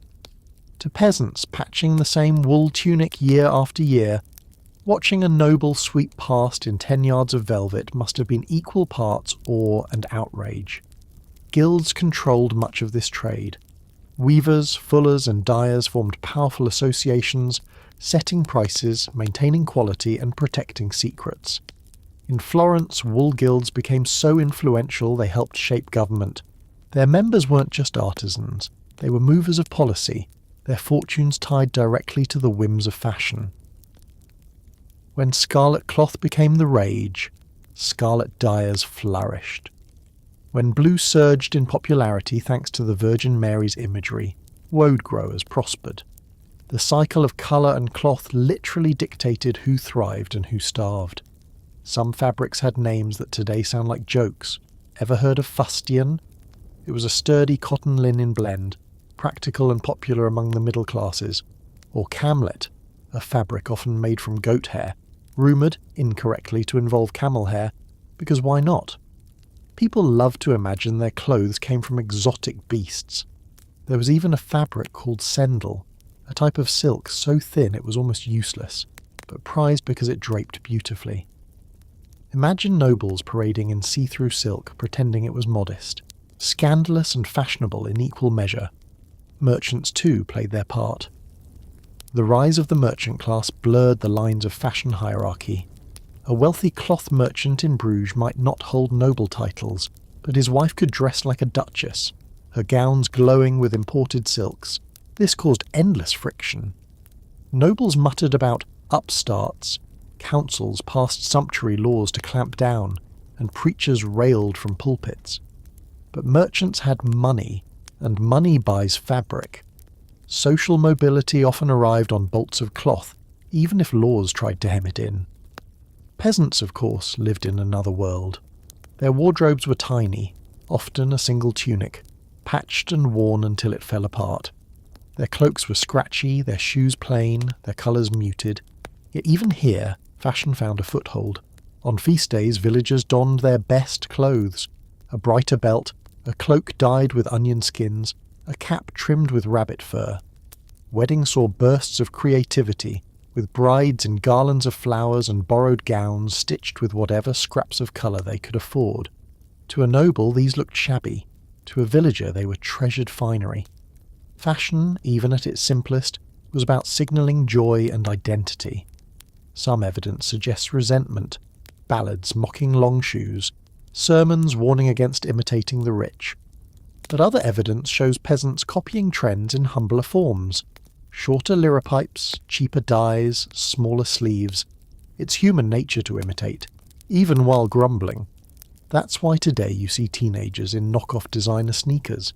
It's the same instinct that led a medieval farmhand to stitch longer sleeves on his only tunic. The divide between rural and royal wasn't just about money, it was about time. Nobles could spend hours dressing, layering chemises, gowns, cloaks, jewellery and hats. Peasants had chores at dawn. Who had time for trailing hems when you had to muck stables? That's why noble fashion looks so bizarre to us now. It wasn't bizarre to them, it was deliberate theatre. Every yard of wasted fabric, every shimmering thread, every impractical shoe announced, I don't labour, I don't bend, I exist above necessity. For the poor, clothes were necessity itself. That contrast defined medieval fashion more than any law or sermon. Picture it. A lord struts through the marketplace in a velvet gown lined with ermine, his sleeves dragging in the dirt, his shoes curling like talons. Villagers step aside, muttering, half in awe, half in scorn. His garments represent fortunes in wool from England, dye from Italy, silk from the East. He's a walking map of trade routes, a stitched-together symbol of empire and exploitation. Meanwhile, a farmer's wife passes in a patched brown tunic, her hands red from flax retting, her basket filled with onions. To her, his gown is alien, absurd, but also a reminder of the gulf between them. And here lies the heart of it. The fabric of fortune was more than cloth. It was the weave of society itself, binding peasants to lords, merchants to guilds, kings to queens, all through the strange, shimmering language of clothing. If medieval fashion seems bizarre, it's because it was never just about what looked good. It was about who you were allowed to be and who you weren't. You've seen the fabric spun, the colours dyed, the furs flaunted and the laws scribbled. But if you really want to glimpse the bizarre soul of medieval fashion, you need to peek inside the jewellery box, or rather, the treasure chest. Because while garments could announce wealth, it was accessories, jewels, belts, rings, pins, and sometimes downright peculiar trinkets, that shouted it across the room. In the Middle Ages, no outfit was complete without a sprinkle or avalanche of glitter, and some of those accessories seem so strange today that you'd swear they belonged more in a fantasy role-playing game than in a medieval banquet hall. Start with the crown jewels of daily life: rings. Rings weren't just for marriage, they were symbols of power, devotion, and sometimes superstition. Nobles stacked them on multiple fingers, flashing gems that caught the light of torches. Gold was the metal of choice, though silver and bronze were common for those lower on the ladder. Many rings bore stones like sapphires, rubies, or garnets, often uncut and chunky by modern standards. They weren't polished into brilliance so much as embedded like coloured candies in metal. Rings were also believed to have magical properties. A sapphire ring might protect against envy, a ruby against poison. Some even thought stones could detect lies, glowing darker when someone was dishonest. Imagine holding out your hand like a medieval lie detector at the dinner table. Brooches were another essential. These weren't dainty pins, but large decorative clasps that fastened cloaks or mantles. The wealthier you were, the bigger and more ornate the brooch. Some were shaped like animals: lions, falcons, or mythical beasts, others like flowers or crosses. Many glittered with inlaid enamel, a technique that filled grooves with coloured glassy paste and hardened into vibrant designs. A noble entering a hall with a brooch the size of a fist wasn't just securing his cloak, he was announcing his fortune. Brooches also carried secret meanings. A clasp shaped like clasped hands symbolised loyalty, while a bird might signal courtly love. Belts deserve a whole chapter of their own. Forget plain leather. Medieval belts were canvases of extravagance. Nobles wore girdles studded with jewels hung with silver bells, or decorated with elaborate buckles shaped like dragons. Some belts were so ornate they were practically jewellery draped around the waist. They also served as holders for daggers, pouches, and charms. One quirky fashion was the chatelaine, a belt chain from which women dangled keys, knives, sewing kits, or even tiny perfume bottles. Imagine clinking like a walking toolbox every time you entered a room. And of course there was always symbolism. Keys suggested authority over a household. Knives hinted at readiness. Bells warded off evil spirits. Practicality and superstition blended in metal and leather. Speaking of bells, they were everywhere. Not just on belts, but on shoes, horse harnesses, even hats. Tiny bells jingled with every movement, turning nobles into walking symphonies of sound. Some chroniclers complain that streets sounded more like festivals than markets when heavily accessorized nobles strolled by. Why the obsession with bells? Partly it was fashion. Sound drew attention after all. But it was also magical. Bells were thought to scare away demons, making them both trendy and talismanic. Picture yourself tripping over your polanes, bells jingling wildly, and convincing yourself you'd just chased off 3 demons in the process. Now we move into stranger territory: amulets and charms. Medieval people loved wearing objects for protection. A tooth from a wild animal, a carved stone, or a piece of parchment with prayers folded inside. All could dangle from a necklace or belt. Pilgrimage tokens were especially popular. If you travelled to a holy site like Canterbury or Santiago de Compostela, you might buy a badge made of pewter to wear proudly on your hat or cloak. It was a religious accessory, yes, but also a fashion one. Proof that you'd travelled, prayed, and spent money. Pilgrim badges became so popular that they were sometimes forged and sold in markets, the medieval version of knockoff designer logos. Even rosaries, strings of prayer beads, became fashion statements.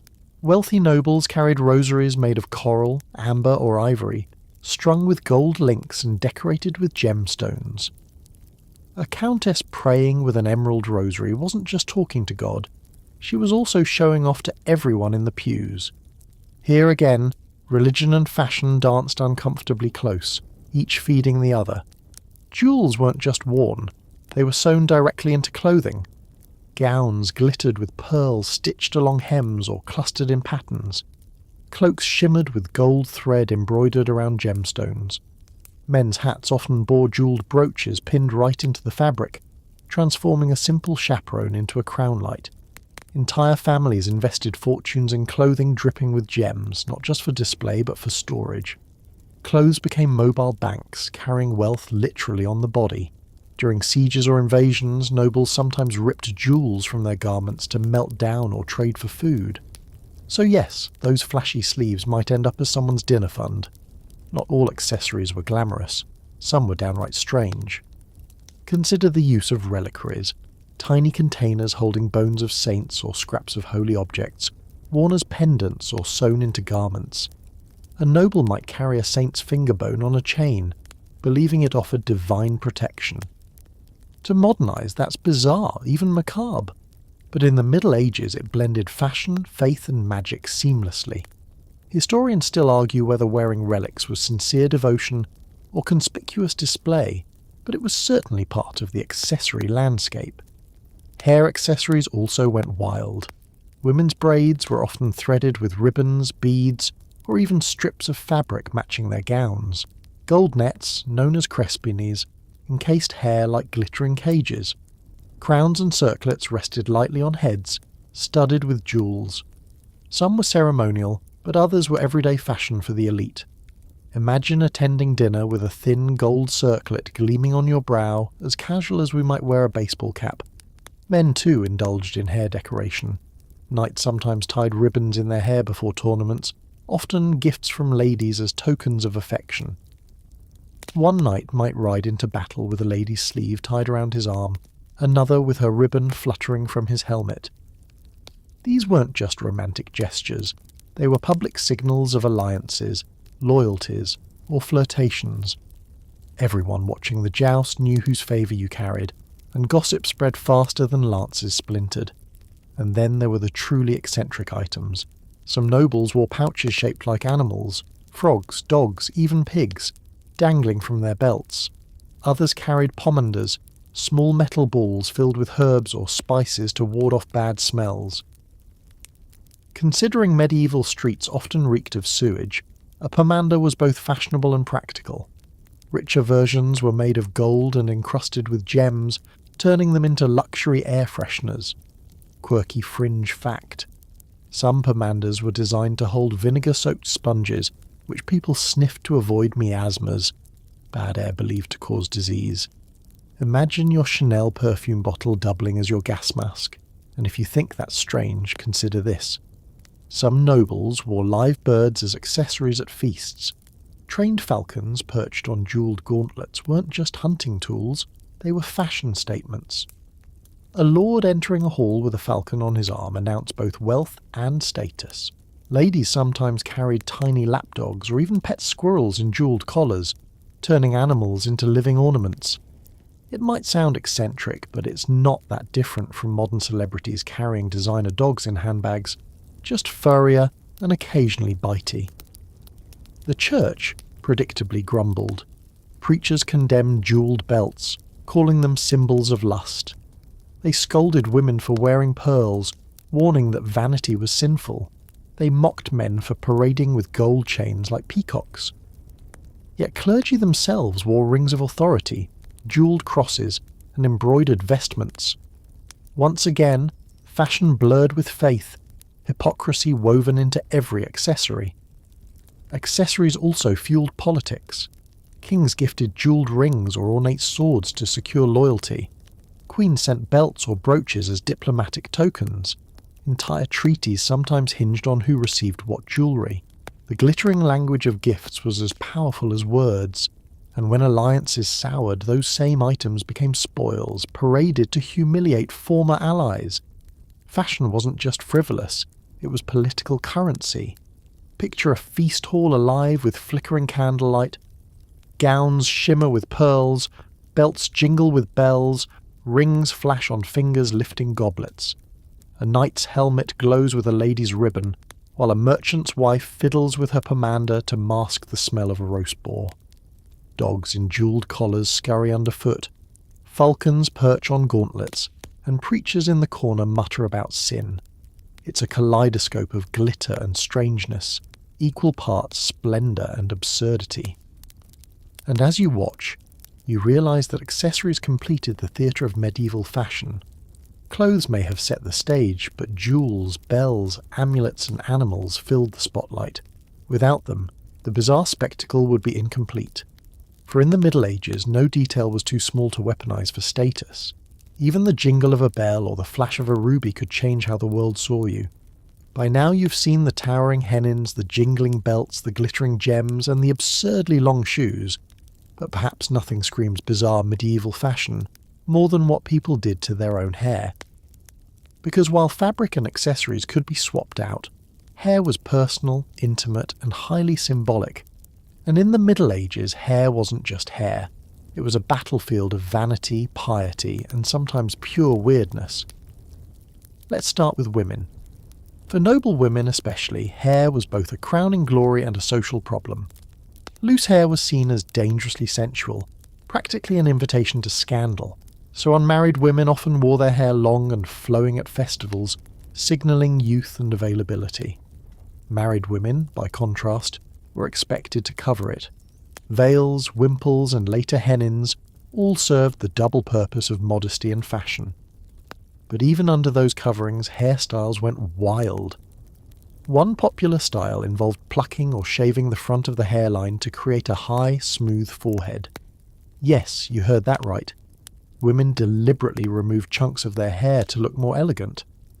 A broad forehead was considered a mark of beauty, so women sat patiently, while servants yanked out hairs with tweezers or even smeared on mixtures of walnut oil and quicklime to burn them away. Imagine the sting, the smell, and the bizarre sight of women willingly mutilating their hairlines just to look refined. Historians still argue whether this was truly widespread or exaggerated in chronicles, but enough portraits show suspiciously high foreheads to suggest the trend was real. Braids were another staple. Women twisted hair into elaborate plaits, often coiled around their heads or stuffed into crespines, those golden nets that made them look like they'd captured their hair in a tiny birdcage. Sometimes braids were extended with ribbons or false hair, adding bulk and length. Some wealthy women allegedly bought hair from peasants to weave into their own styles. So if you were a poor farm girl, you might literally sell your locks to finance a noble's next grand banquet hairstyle. It's the medieval version of hair extensions, just less sanitized. The hennin era pushed things further. With cone hats perched high, women often braided or bound their hair tightly to fit inside, leaving only a few tendrils peeking out beneath gauzy veils. This produced a surreal silhouette. A smooth forehead, a towering cone, and sometimes not a single strand of visible hair.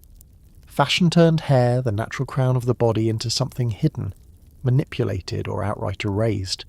And yet, those who dared to let hair flow were branded immodest.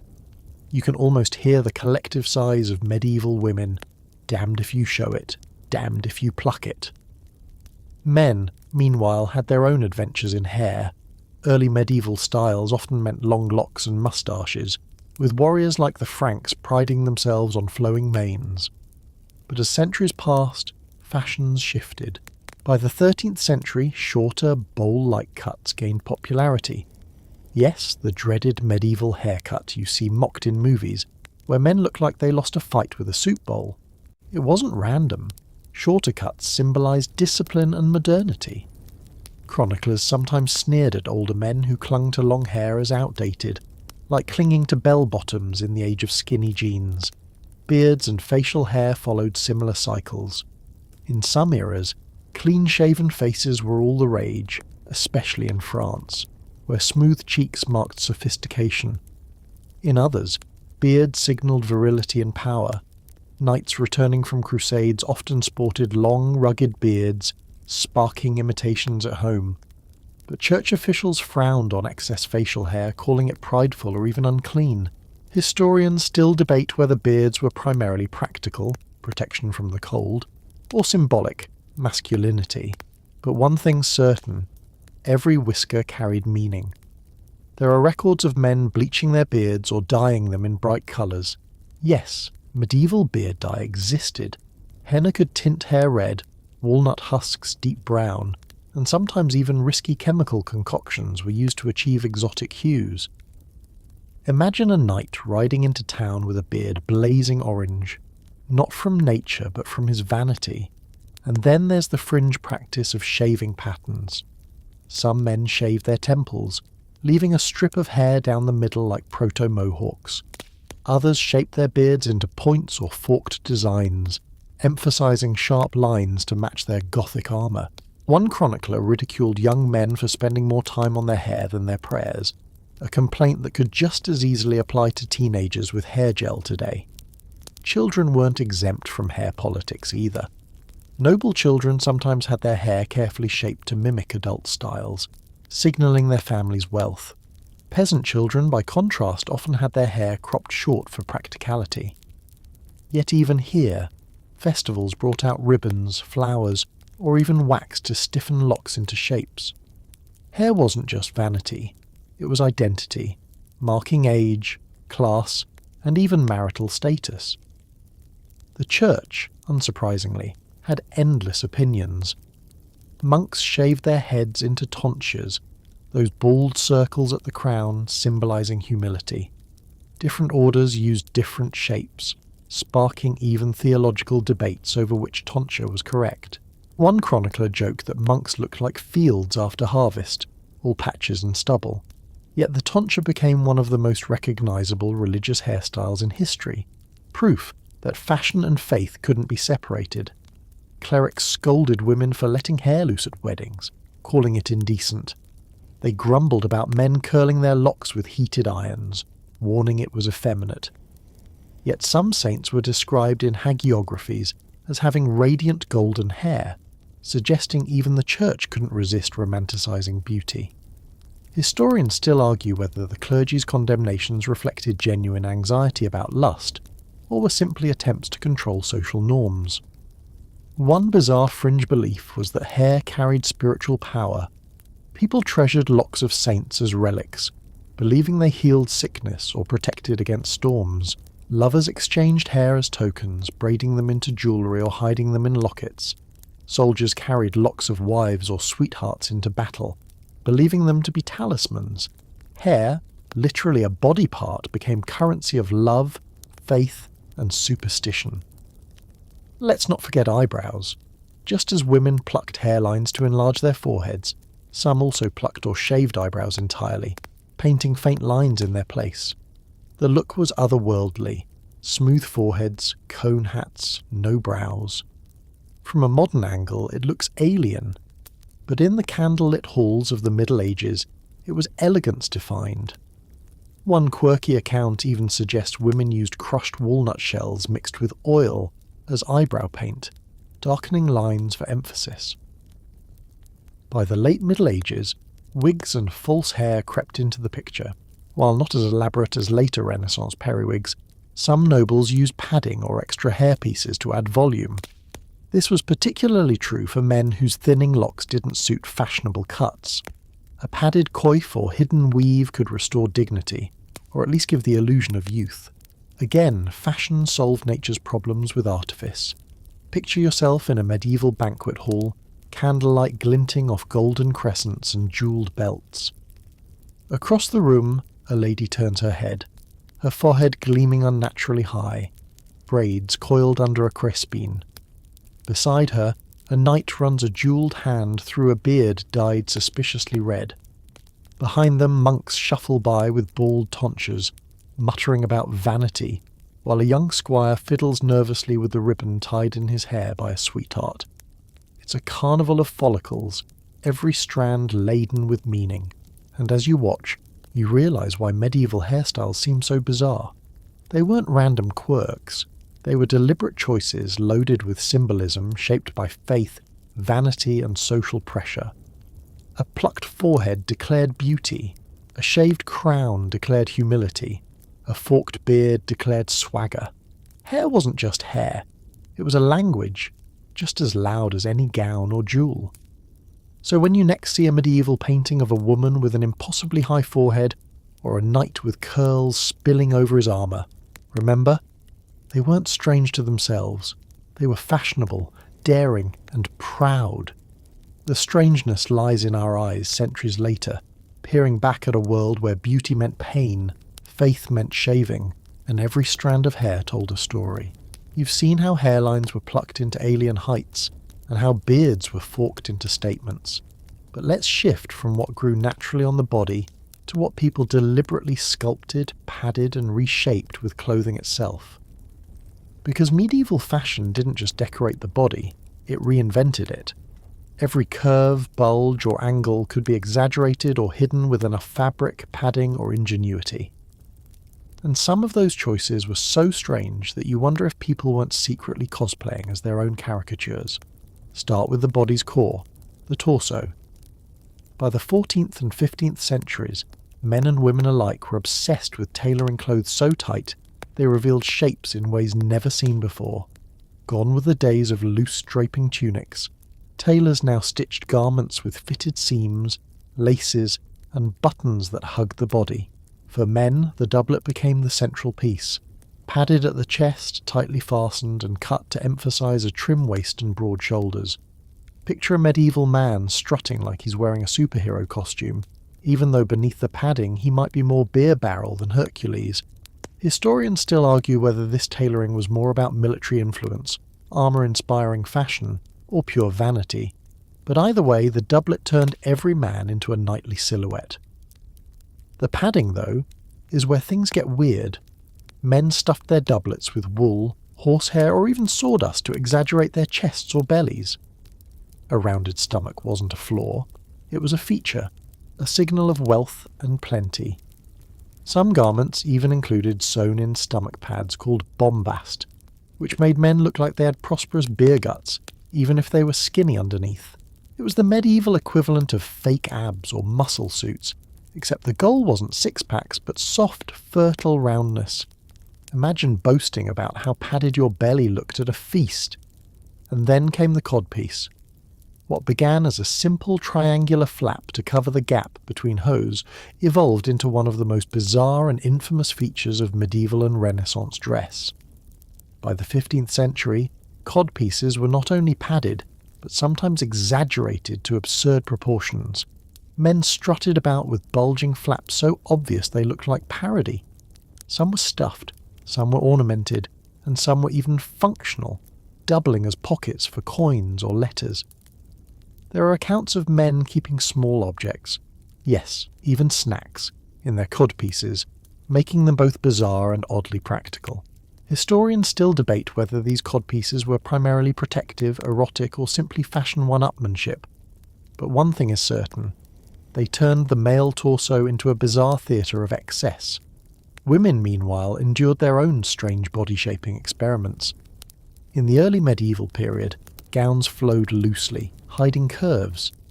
But as tailoring advanced, gowns tightened around the torso, often laced so snugly that breathing deeply became an athletic feat. The side-laced cote-hardie and later the front-laced kirtle sculpted the body into long, lean lines. Add a surcoat with gaping armholes, nicknamed Gates of Hell by scandalized clerics, and you had a silhouette that was equal parts elegant and suggestive. It wasn't yet the bone-crushing corsetry of later centuries, but the seeds were planted. Women were learning to mould their bodies to ideals of elegance, no matter the discomfort. One quirky trend for women was the padded stomach. In some regions, gowns were designed with extra fabric or padding at the belly, creating a rounded silhouette. This wasn't about hiding pregnancy, it was about flaunting fertility and wealth. A plump belly meant you had enough to eat and were capable of bearing children, both prized qualities. Imagine noble women swaying through banquets, gowns puffed out at the middle like they'd swallowed a loaf of bread whole, while everyone admired their grace. To modern eyes it looks strange, even unflattering, but in the Middle Ages it was desirable. Sleeves also became battlegrounds of the bizarre. Women wore sleeves so long they trailed on the ground, forcing attendants to carry them. Others wore detachable sleeves embroidered with jewels, swapped out like accessories. Men sported sleeves puffed and slashed, stuffed with contrasting fabric so it bulged through like colourful intestines. Some sleeves were so exaggerated they rivaled the rest of the garment in size, billowing and dangling like banners. You can picture nobles trying to eat at feasts, sleeves dragging through gravy, while servants frantically dabbed at spills. Practical, not remotely. Fashionable, absolutely. And don't forget shoulders. As men's doublets emphasised broad torsos, tailors extended shoulders with padding, creating near-triangular upper bodies. Combined with tight waists, this gave men an oddly superheroic look centuries before comic books. Women's gowns sometimes emphasised narrow shoulders, making heads appear more delicate under towering hennins. Both sexes reshaped themselves with fabric, turning natural forms into exaggerated symbols. Lower down, hose created their own strangeness. Men's hose, basically tight wool leggings, were originally separate for each leg, tied to the doublet with cords. Over time they evolved into joined hose, snugly covering both legs and emphasising shapes that clerics found alarming. The tight fit combined with codpieces turned male lower halves into showcases of vanity. Some hose were even multicoloured, one leg red, the other blue, making men look like walking harlequins. Historians still argue whether this was bold fashion or clownish excess, but it was certainly eye-catching. Women's skirts, meanwhile, grew fuller and fuller. Extra fabric was pleated, gathered, and layered until skirts swept the floor in waves. The wealthier the woman, the more fabric she wasted. Skirts weren't just heavy, they were hazards. Chronicles describe women tripping or catching skirts indoors, needing attendants just to manage fabric. Yet fullness meant status. A peasant woman in a narrow practical gown could work in fields. A noblewoman dragging half a bolt of velvet behind her announced she didn't have to lift a finger.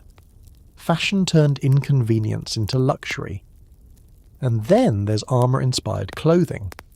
As knights strutted in their fluted Gothic plate, civilians imitated the shapes.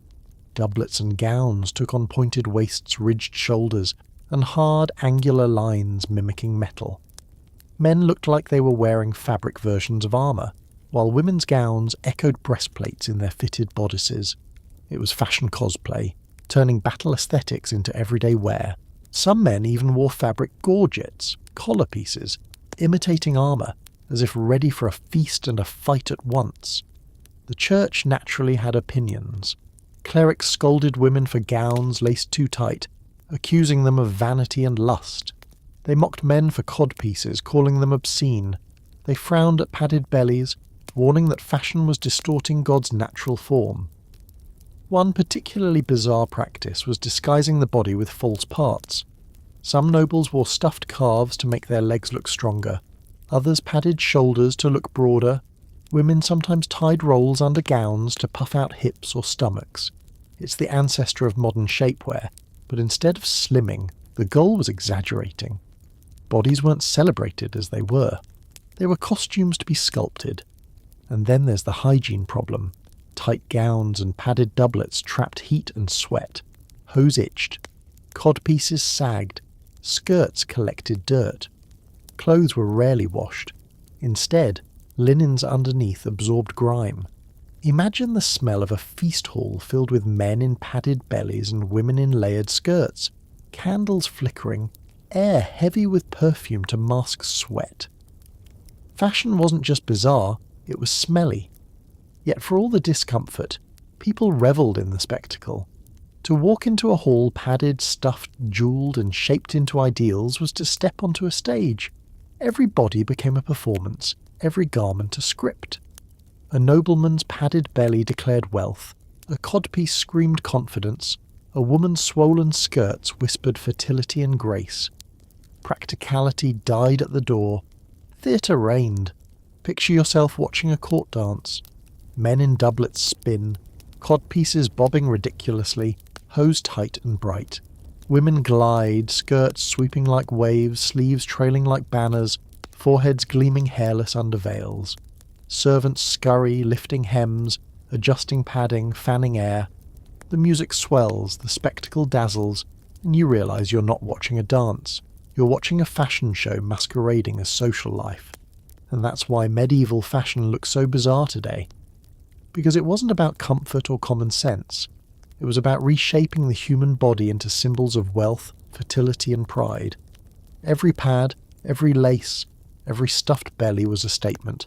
And if people laughed, tripped, or sweated along the way, so be it.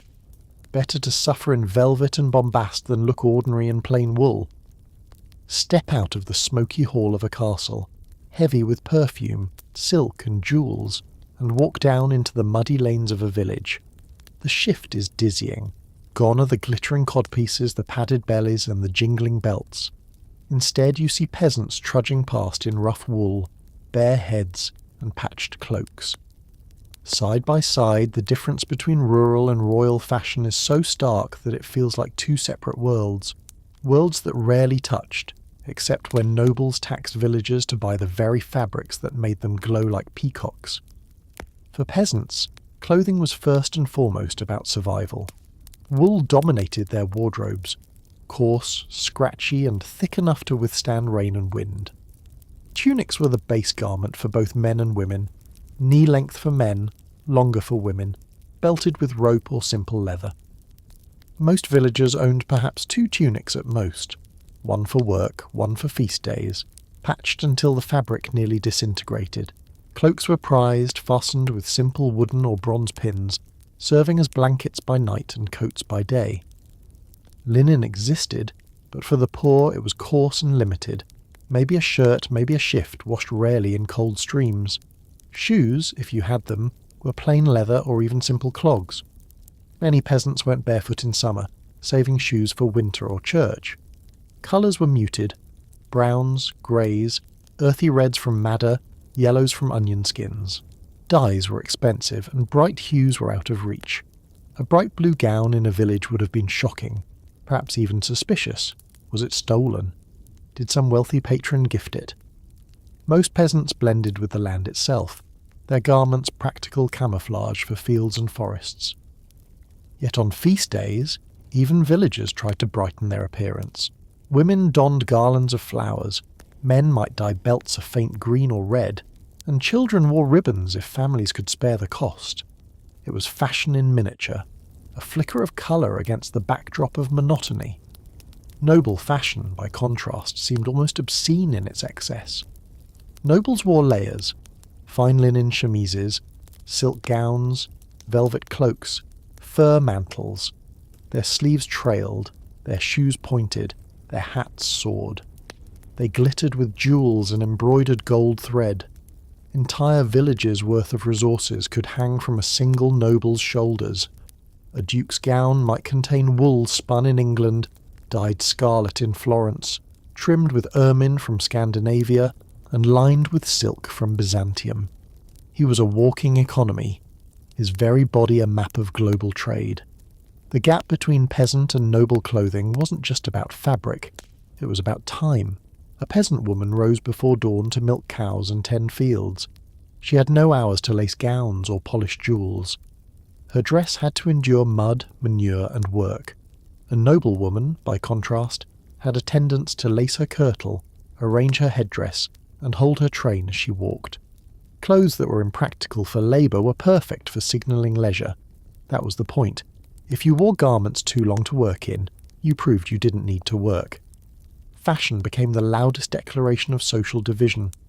Even smells marked the divide. Peasants smelled of earth, sweat, and animals. Nobles masked their own body odour with perfumes, pomanders, and herbs. Chroniclers noted the sweet scent of noble halls compared to villages. Yet behind the perfumes, nobles also sweated and stank, just in silk instead of wool. Some ballads mock longshoes and towering hennins, painting nobles as foolish clowns. Others hint at admiration, with peasants secretly copying styles in simpler form, longer sleeves on feast day tunics, dyed kerchiefs imitating noble veils. Envy and mockery coexisted just as they do today when someone sports designer clothes. The church often reinforced the divide. Clerics scolded peasants for trying to dress above their station, warning that God had ordained different roles for different people. Noble garments were justified as befitting their dignity, while peasants were told modesty was their virtue. Yet in practice, fashion blurred. Wealthy merchants and prosperous farmers often dressed far more richly than law or tradition allowed, sparking endless sumptuary laws. A farmer who had a good harvest might buy his wife a bright gown, risking fines but basking in pride. The authorities fretted. If everyone dressed richly, how would society tell who was who? Clothes became the uniform of hierarchy, and fashion policing became the glue holding it together. And then there were servants. Living between worlds, servants often wore hand-me-downs from noble households. A lady's discarded gown might be shortened and patched for her maid. A lord's worn doublet might be resized for a page. Servants thus wore clothes finer than peasants could dream of, yet always marked by alteration. Imagine a young maid in a silk gown, its hem uneven where it had been cut down, reminding everyone she lived in borrowed finery. Servants were fashion's middle children, close enough to taste extravagance, never free to own it outright. Festivals, though, brought everyone together, blurring lines briefly. At May Day dances or Christmas feasts, peasants decorated themselves with greenery, nobles with jewels, but all joined the same celebration. Villagers might wear their best tunic, nobles their most dazzling gown, but music and dance levelled the playing field for a night. Chroniclers noted these moments of shared spectacle, when the bizarre fashion of nobles and the humble attempts of peasants mingled into one colourful crowd. For a moment, class was visible, but softened by festivity. They still debate how peasants truly felt about noble extravagance. Did they resent it as wasteful theft of resources? Did they admire it as aspirational glamour? Or did they mostly ignore it, too busy surviving to care about trailing hems and padded doublets? The evidence is contradictory. Mocking songs sit alongside records of peasants imitating noble styles. Likely, feelings varied. Some sneered, others envied, most carried on patching tunics regardless. Sometimes nobles deliberately dressed down to mingle with peasants. Kings like Henry VIII, later in history, disguised themselves in plain clothes to wander among commoners. Earlier rulers did similar things at festivals, yet their plain often meant fine wool dyed in muted colours, still far beyond a true peasant's reach. It was cosplay of poverty, just as nobles cosplayed chivalry in tournaments. The divide remained even in disguise. Picture a muddy village lane. A peasant girl adjusts her faded tunic, patched at elbows, her only shoes worn thin. She glances up as a noble procession passes. Horses draped in velvet, men in bright hose, women in gowns trailing yards of silk. The contrast is blinding. To her, their clothes seem like costumes from another planet. To them, her plain tunic confirms her lowliness. Both recognize the gulf, both accept it, and both perhaps wonder, just briefly, what it would feel like to switch. This is why medieval fashion seems bizarre to us now. Not just because of pointy shoes or horned hats, but because the extremes coexisted. One half of society wore clothes designed for survival, patched and practical. The other half wore garments designed to flaunt leisure, waste, and wealth. Together they created a world where clothing wasn't just about covering the body, it was about exposing the truth of inequality. And in that sense, fashion was never just frivolous. It was political. It told peasants their place, reassured nobles of their superiority, and made sure everyone could read the social map at a glance. The bizarre wasn't just style, it was the very structure of medieval life, stitched into wool and silk, dragging hems through mud and cobblestones alike. Now imagine the Silk Road unfurling like a ribbon across mountains and deserts. Caravans laden with fabrics, spices and precious stones, all winding their way toward Europe. The hum of trade, the clash of cultures, the shimmer of new textures and ideas. This is where medieval fashion took one of its strangest turns. Because the bizarre wasn't only homegrown, it was imported. Crusaders, merchants, and diplomats carried back not just stories and relics, but fabrics, cuts, and accessories that transformed wardrobes from London to Lubeck. If you think a hennin looks odd, wait until you realise that half of Europe's most outrageous styles were borrowed, twisted, and exaggerated from foreign influences. Start with the Crusades. When knights marched east in the 11th and 12th centuries, they encountered textiles far beyond Europe's wool and linen world. Silks from Byzantium shimmered like water in candlelight. Cotton, virtually unknown in the West before, was soft, breathable, and easy to dye. Crusaders returned home boasting of fabrics that peasants could hardly imagine.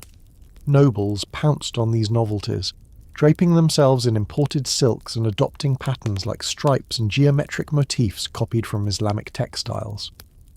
The word cotton itself came into English via Arabic, proof of just how foreign the fabric felt. These fabrics carried not just luxury but symbolism. To wear silk was to show you had connections stretching across continents. It was a badge of worldliness, proof that you or your ancestors had touched the exotic East. Some even embroidered Quranic script into garments without understanding the words, treating Arabic calligraphy as decoration. Mongol contact added another layer. In the 13th century, when Mongol Khans ruled vast swathes of Asia, travellers like Marco Polo described gowns of brocade, fur-lined boots, and hats with fur ear flaps. Some of these ideas trickled west. The European cote-hardy, tight in the body, flaring at the skirt, may have been influenced by Mongol tunics. Even the fur craze owed something to Mongol tastes, as they prized sable and ermine. Imagine a knight returning from the east, sporting a fur hat with ear flaps, while peasants stared in bafflement. Is he dressed for battle or for a snowstorm? And let's not forget the Ottoman Empire. As trade deepened, Europe encountered kaftan-like robes, turbans, and rich damask fabrics. Turbans never caught on directly, but nobles did experiment with wrapping veils and cloth around their heads in elaborate ways, imitating the exotic look. Some even wore hats stuffed so high they resembled folded turbans. Clerics predictably scolded, warning against foreign excess, but that didn't stop fashion-hungry elites. Imported weirdness had an irresistible pull. Sugar, a luxury product from the East, was sometimes literally woven into fashion.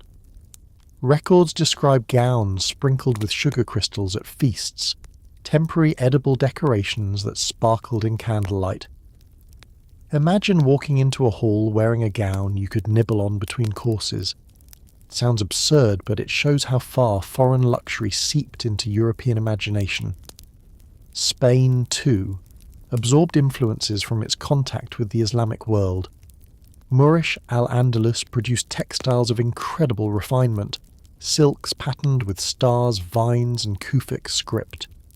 These fabrics filtered north, influencing Christian courts. Alfonso X of Castile was often depicted in garments with bold geometric designs echoing Islamic art. From there, patterned silks spread across Europe, adding strangeness to noble wardrobes that once relied on plain wool. Trade with Africa also added touches. Ivory combs carved in West Africa found their way into European households, becoming prized grooming tools. Some nobles wore ostrich feathers in their hats, plucked from imported birds. These exotic accessories became conversation starters at feasts. "Oh, this feather. Straight from Africa, thank you very much." And then there were spices, not clothes themselves, but fashion adjacent. Nobles scented their garments with cinnamon, cloves, or musk imported from Asia. Pomanders, those little metal spheres filled with herbs, often held imported spices, turning fashion into perfume as much as fabric. Wearing spice wasn't just about smell. It was a symbol of global connection. If you reeked of clove, you were announcing that your wardrobe had roots in faraway lands. Foreign armour styles seeped in too. Knights admired lamella armour of the East, rows of small plates laced together, and some versions influenced European brigandines. These in turn inspired civilian doublets with rows of decorative rivets, blurring fashion and warfare once again. You can almost imagine a merchant's son strutting in a riveted doublet hoping people thought he looked knightly, when really he looked like a poorly armoured mannequin. But not every influence landed smoothly. Take striped fabrics. In much of Europe, stripes were associated with outsiders, jesters, prostitutes, Jews, and the condemned. Yet stripes came from imported silks, dazzling in red and white. Nobles wanted them, but wearing stripes risked scandal. Slowly the association shifted. What was once devil's cloth became fashionable at court. Another bizarre adoption was the houppelande, a long flowing gown with wide sleeves, popular in the late 14th century. Some argue it was inspired by Mongol robes. Regardless of origin, Europeans exaggerated it until sleeves swept the floor and collars rose to the chin. Foreign practicality became local absurdity. Imagine importing a tunic designed for horseback riding across the steppes, then transforming it into a gown so heavy you couldn't walk without tripping. And the hennin itself, those famous cone hats? Some scholars suggest inspiration from Mongol or Central Asian headdresses. Tall, pointed hats existed in Eastern cultures, worn by both men and women. Europeans adapted the idea, stretched it higher, and topped it with veils. By the time it hit France and Burgundy, it was less cultural borrowing and more cartoonish parody. Still, the root was foreign contact. The most bizarre European hat may have started as a practical steppe headdress. The blending didn't stop with nobles. Merchants and townsfolk, exposed to foreign fabrics in markets, adopted scaled-down versions. A merchant's wife might wear a silk kerchief from Venice, while a craftsman tied a sash inspired by Eastern styles. Even peasants encountered foreign cloth second-hand, wearing patched silks cut down from noble discards. The trickle of imported fashion seeped everywhere, strange and distorted at each level. Clerics, naturally, resisted. Preachers warned that wearing foreign styles corrupted Christian souls. They accused nobles of aping infidels by donning striped silks or turbans. Some even claimed that demons lurked in imported fabrics. Did people listen? Hardly. If anything, condemnation made exotic clothes more desirable. To wear silk was not just to flaunt wealth, but to flirt with the forbidden. One chronicler complained that women in northern France began painting their faces with powders learned from the East, including crushed pearl for shimmer. He declared that women now glittered like idols, mocking them for copying Eastern vanity. Yet women continued, enjoying the shimmer in candlelight. Makeup itself became an imported oddity. Did Europeans genuinely value Eastern craft, or did they simply crave novelty to outshine their neighbours? Likely both. What's certain is that imported styles always mutated. A modest Eastern robe became an exaggerated doublond. A practical fur hat became a fashion statement. A simple striped cloth became scandalous and then chic. Europe never adopted foreign fashion wholesale. It twisted it into something stranger. Picture a feast hall filled with these hybrids. Nobles in doublons shaped like Mongol robes, hennins echoing steppe hats, silks woven with Arabic script, belts jingling with African ivory, sleeves scented with Indian spices. To the untrained eye, it looks like chaos. To medieval nobles, it was triumph, proof they were connected to the wide world, rich enough to make it their costume. And as you stand in that hall, watching a lady adjust her imported veil while a knight boasts of his striped tunic, you realise something crucial. Medieval fashion was bizarre not just because of local excess, but because it was global before globalization had a name.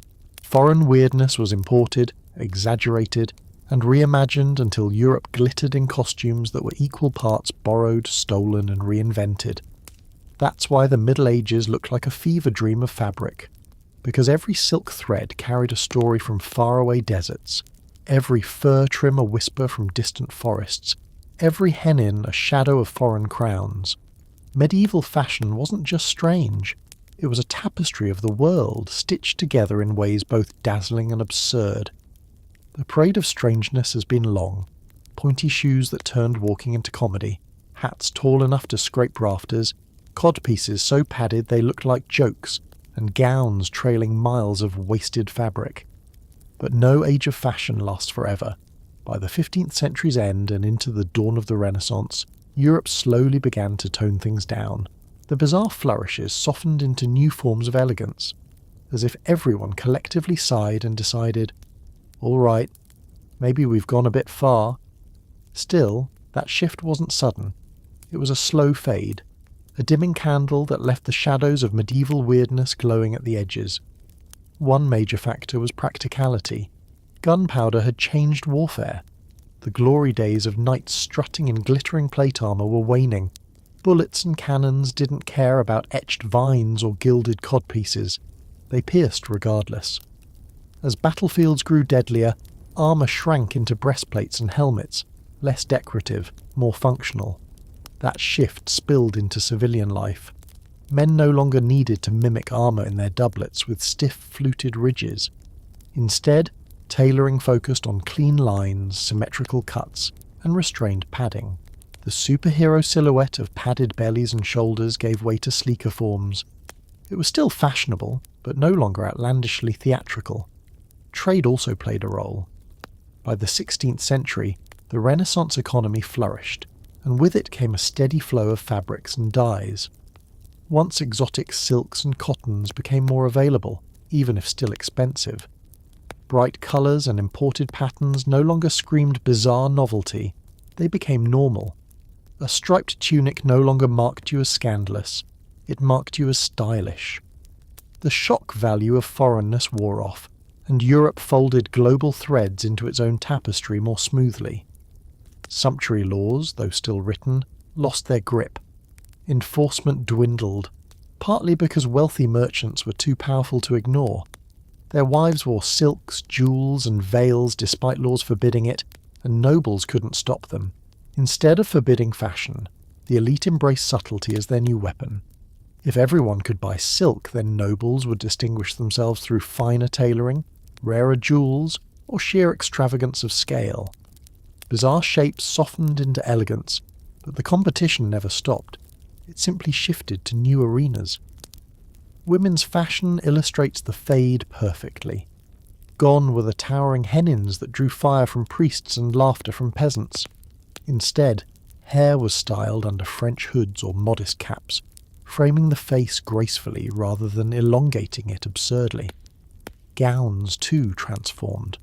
The surcoat with its gates of hell vanished, replaced by square-necked bodices and layered skirts that emphasized symmetry and structure.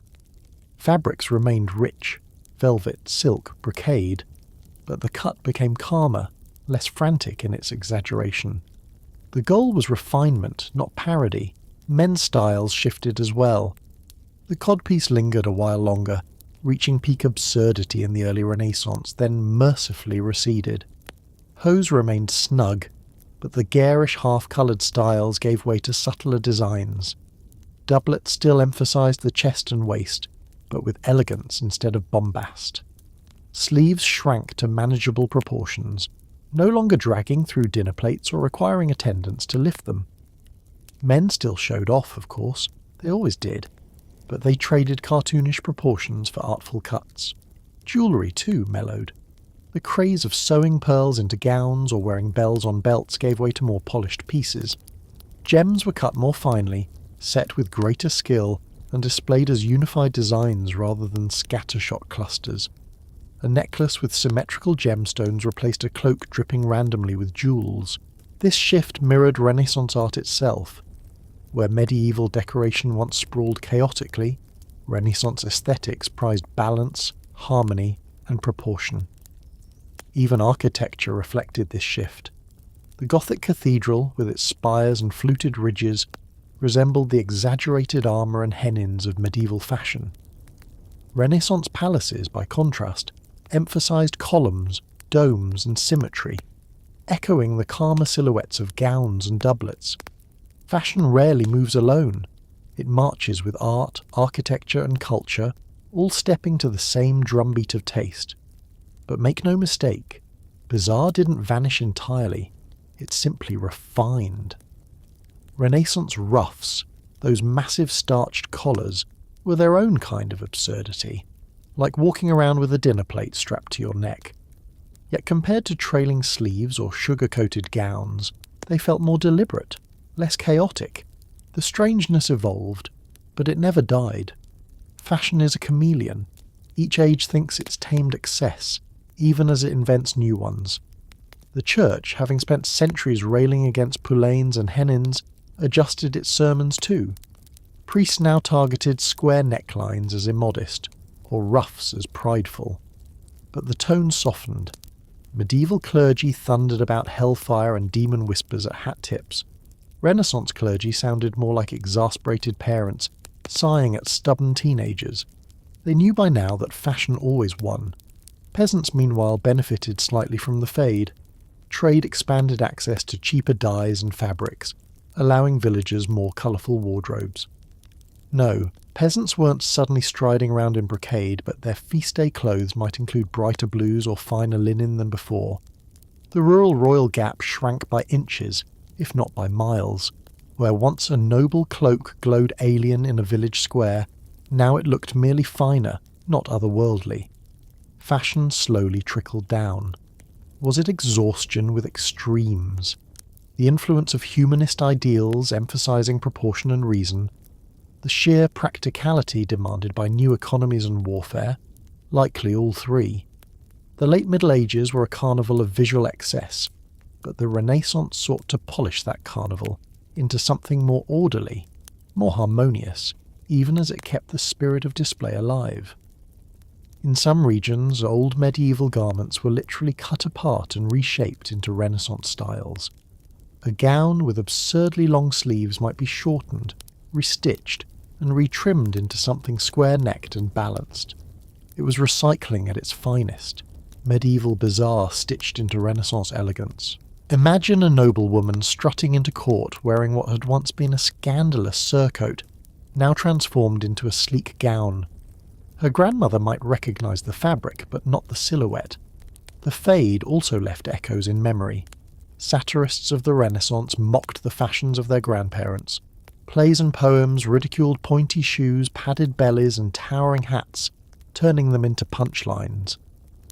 It was as if Europe collectively decided to laugh at its own past. Yet nostalgia lingered too. Chronicles and paintings preserved the images of hennins and houppelons, ensuring future generations would gape at their strangeness. Even as the bizarre faded, it was immortalised in ink and art. So as the Renaissance dawned, fashion didn't shed its weirdness. It refined it. The flamboyant carnival of medieval excess smoothed into a theatre of elegance. The loud chaos of bells, feathers, and codpieces softened into measured symmetry. Yet beneath the calm surface the same old truths remained. Clothes were power, identity, and spectacle. Whether through padded bellies or square-necked gowns, people still shouted their status with every stitch. Picture it. A hall in Florence around 1500. Candles flicker, music hums, courtiers glide in velvet gowns cut with balance and grace. No hennins scrape ceilings, no poulaines trip dancers, no sleeves drag through soup. Instead, symmetry reigns. Yet the glitter of jewels, the scent of imported spices, and the careful tailoring still whisper the same message. Look at me. Fashion hasn't vanished. It has grown up, matured, and learned to hide its excesses behind a mask of elegance. And as you watch the medieval bazaar fade into Renaissance refinement, you realise the truth.